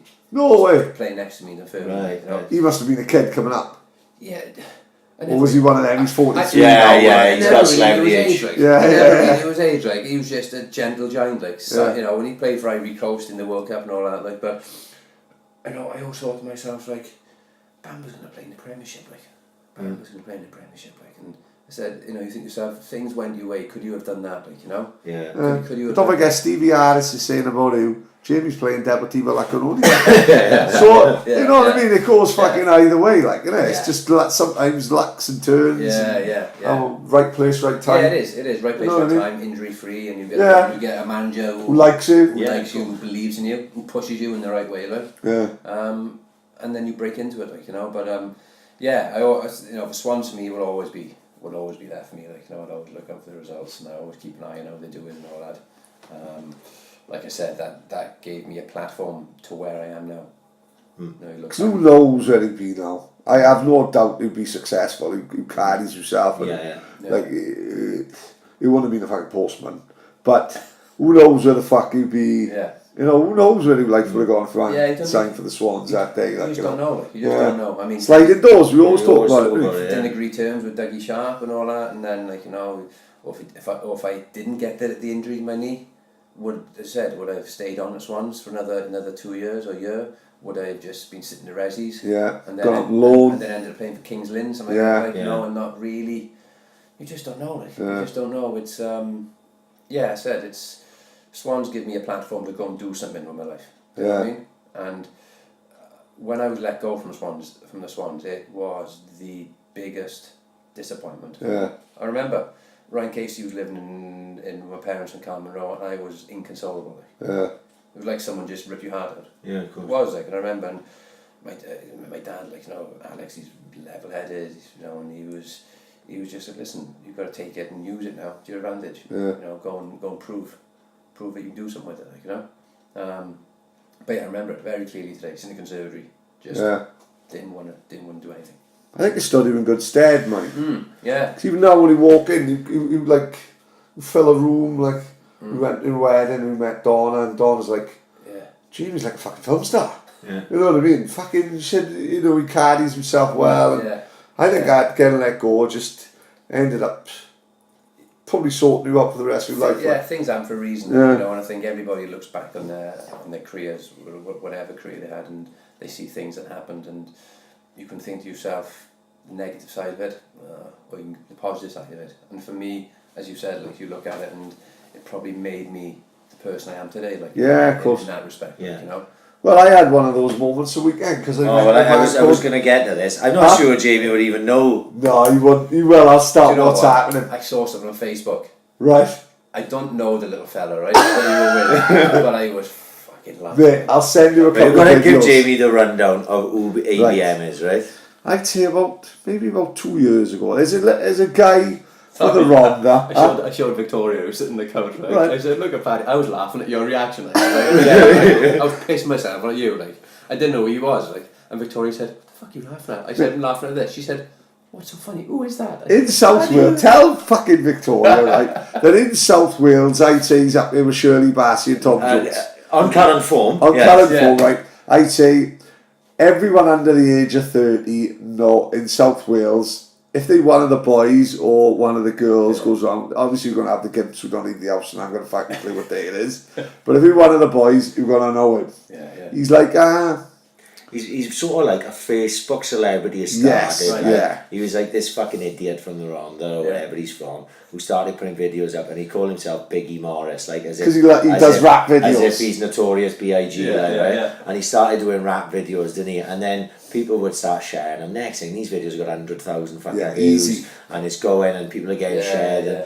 And I was like, at first you're like, who's this fucking idiot? But after a while you go, oh my god, this is fucking hilarious. yeah, But all for whether all he's wrong in reasons. whether he's in on it, I don't know. Yeah, but he doesn't he's really- hilarious. Yeah. Like you talk about things that just catch on, that catch fire. Yeah. You've done a video of just himself, right? Like, Mate, selfie. Phil doing a selfie, right? Mate, totally. He probably didn't even think twice about it, and he says. Bear in mind, this is deadpan serious as well as far as he's concerned. So like, you got one eye going up there, one eye going down there, and he looks into the camera and he goes, "Wait, it's fucking Friday. It's time to get back on it. Let's get on it." Right? That's all he That's says. all he says, right? Yeah. That's all he says, right? Yeah. But no, that video, mate. Yeah. It's in every WhatsApp group I'm in. Man, it's Every one of the single Friday. I think it's the only video I've got saved on my phone. Yeah. So that on a Friday I can send it to the WhatsApp group to the boys. Honestly, it's caught like the little sentence he said. Yeah. Have become his catchphrase. Like he could be there. Who was playing down? Was it Little Mix playing in the Liberty? Yeah, right. I'd say I've seen about 40 videos of girls all over him, and he's giving his catchphrase. It's Friday. Because when you saw it, like he has that face where you just think, this boy's funny, like that face, like Yeah, you it's look just at funny him, you go, to look at. and the missus looking at me, like, and she was like, "What the fuck?" Must be a is wrong? South Wales thing, and What it's is still wrong in with there. you? Like I said, look at this fella. She said, "What's he saying?" Like, what are you saying? Like, you know, it was like you listening to something from Cork speaking. Like, you'd be like, "What the fuck are you on about?" Like, I was tears on my face. She said, "Go to bed, will you?" There's something wrong with you. But it was a big thing last week because obviously, go on, Pad, you say who it was. They've just done the first one now. It was called Intensity Boxing. Yeah. So I got asked to do it. They basically said, there's a guy, I loves the attitude. There's a guy called Brendan Lyons, right? Yeah. Who's from the Valleys. And do you know who you reminded me of the weekend? Patrick Swayze in Roadhouse. Right. No, the guy commands respect. Right. He runs a security firm, which, looking at him, is not like one of them tight-knit group of boys that got each other's backs. Like, there's a guy called Chris Davis, ex-boxer, who looks like Brendan's best mate. Looks like, if anyone done anything to Brendan, this fucking guy is on him. All Valley boys, all big lads. But they look no like a really tight-knit fucking gang, right? And it's Brendan's the fucking main man, and he does a guest speaker nights. You've had Joshua, you know, who look on his... So that's where ABM met Joshua. That's it, spot on. Because there's his photo, right? I was sure it was photoshopped the first time I saw it. Right? Of Anthony Joshua with Biggie Morris, now the guy that was... Friend of mine, this Biggie Morris now, he's wearing, when he goes out, he got like a suit was too big for him, a tie, but with his money team cap. No, right, honestly, guys, honestly, I look Photoshop. First time I saw it, was one of the funniest things I've ever seen in my life. Because AJ's about fucking 6'8". He's a monster, Oh my god. So, and this Biggie Morris comes up my waist, like, you know, and so this Brendan Lyons now, he does guest speaker nights like Joshua, go on his Facebook page, him, Conor McGregor, him, Roberto Duran, him, Joshua. He got his fingers in everything, like, love it, really hard work. Got his own gym, and he organised this with a guy called Darren Wilson, who's Brett John's striking coach and pad man. He's also Nathan Cleverley's trainer. So he's a good laugh as well, mate. Love to get him on, Stories going to Vegas and good boy, like the two of them good boys. Like they could have had any MC. What they basically said was, look, we want to like the darts, like all the tables are lined up. There's 2 bags on the stage, so there's no fighting. So it's a good idea because it gives you the opportunity to like in the boxing environment, who has the walkout, who has the competition, who has the 10 weeks training, but who don't get punched in the mush, like. For a woman, perfect, like, because you go do everything that a boxing fight would give you, or the without the fucking breaking your fucking nose, like, you know what I mean? So they said, oh look, you know, we don't want to be MC, you've got to wind the fucking crowd up, like, you know what I mean?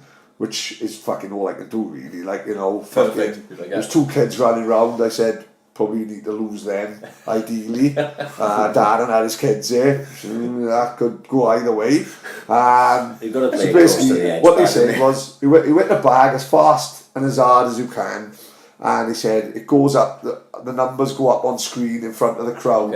So when 1500's really tough to get, so that's the equivalent of 180. So when they hit 1500, I'm giving it the old fucking 1500. Everyone's got the fucking thing up, confetti cannons. So it's bringing the darts atmosphere exactly into this. So in the first half of it, people just get into it, don't really know what's happening. He has a break, and after the break, I'm not kidding you, that's fucking it. You're up a level. Mate, Sweet Caroline, come on.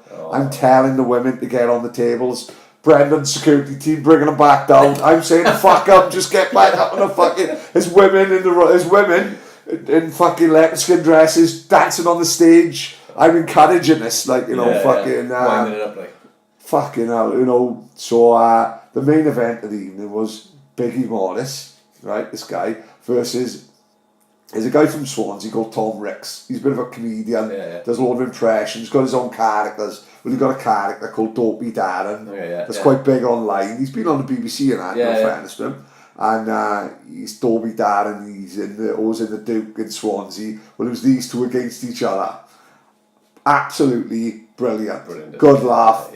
Biggie comes onto the stage with his own song. Biggie got his own rap song, saying "fuck school." That's his rap. That's his rap song. Is it secret? Am I awake? Just give me the fucking flake. That's part of the lyrics of it. Honestly, so he comes on stage singing his own song. Tom comes on. I introduces Tom. He tested positive for steroids. Tested positive for Nandrolone. Tested positive for Meow. Do we give a fuck? The old crowd was like, no. Tom comes on. Then he goes for alpha leather for 3 minutes, like. Tom is normal, trains, he's a normal boy, he just puts characters on. Biggie is fucked, on the verge of having an heart attack. His trousers fell down, like his ass is out on stage. I gotta pick his doogie houses up, right? So it's the second round, and Biggie's miles behind, like, this guy's better. So I says to Tom, I says, look, let's fucking use our heads, like, we need Biggie to win by. I said, so just fucking go slow. I said, go as slow as you possibly can. So Tom starts off going as slow as he can, going up slowly. Biggie's going so slow, his score's going backwards. Right? So I'm like at the Tom, I'm looking at Tom saying, look, just stop punching. Just do nothing, just stand there. He's still beating Biggie, right? So Tom had like 500, Biggie had like 110. Everyone can see us. So I'm announcing the winner, and I said the winner, you know what I mean, is obviously Biggie Morris. Crowd goes mad, right? Biggie's fucking there. Brendan brings on, because it's his birthday, a bottle of Grey Goose with a sparkling in it. Grey Goose, Biggie Morris is strutting round like fucking Drake. Strutting round the Ronda Leisure Centre like Drake with his fucking cap on. This woman goes mad with Darren Wilson saying, Biggie lost, huh? He went, yeah, it was Paddy, I had to give it. And I'm like, well, how do we know we haven't fixed the other fights? I'm like, it's Biggie Morris, you fucking lunatic. He's always going to win. Fucking great night. There's another one happening December the 1st. I can't wait. It's going to be a hell of a laugh. Like, really good. That's quality. That's that. I'm done in life. I am. Nobody want about. I don't give a fuck about meeting celebrities, right? But I met Ricky Hatton. Jamie Afro from the X Factor, That's right. Biggie Morris. We met I'm more or less Paul done. Kay. Mate, You got the Paul ticking Kay, boxes. Dennis mate, Pennis. all I got to meet now is Shannon Matthews, Ian Rush, and Una Suckup from the Gladiators, and I'm done. I'm fucking happy with that, mate. I'll take that all fucking Add day. them to the list of people we can get on here. Yeah. We'll fucking give it a whirl. Brilliant, man. Brilliant. Is that it? Saucer. Brilliant. Thank you, Jim, for No, coming, mate. pleasure, lads. It's been a Absolute fucking pleasure, mate. Top man, Absolute Glad to see you again. Fuck, I really enjoyed tonight. Yeah, good It was luck. quick as fuck, didn't it? Unbelievable. Like I looked at that, it was like nearly 2 hours. Like Yeah. 1 hour, 52 hours. Like no, I think 2 hours. Everyone says the same. It's mad. You It's just say. unbelievable.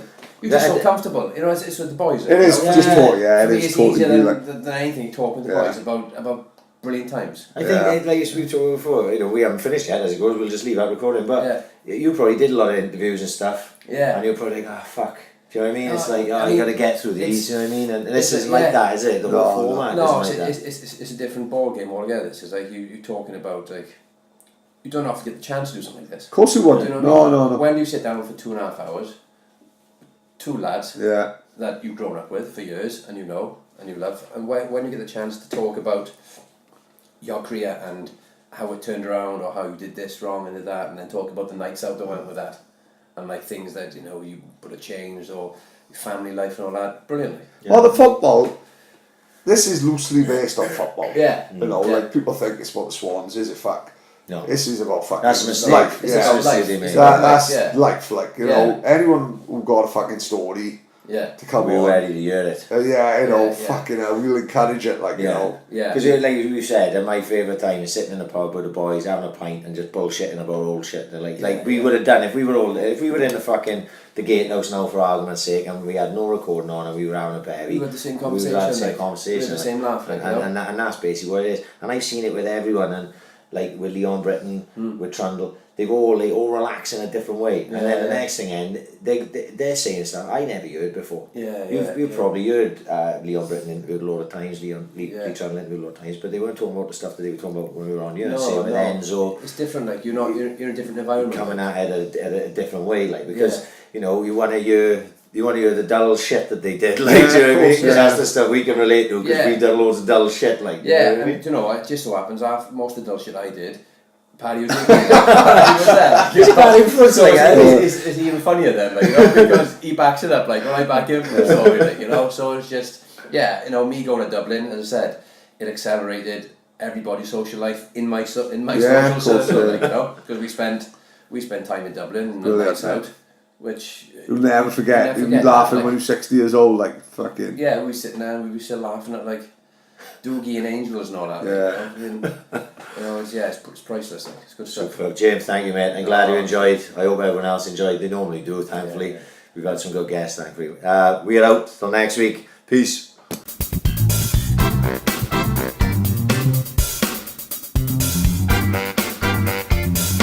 Ambition is critical.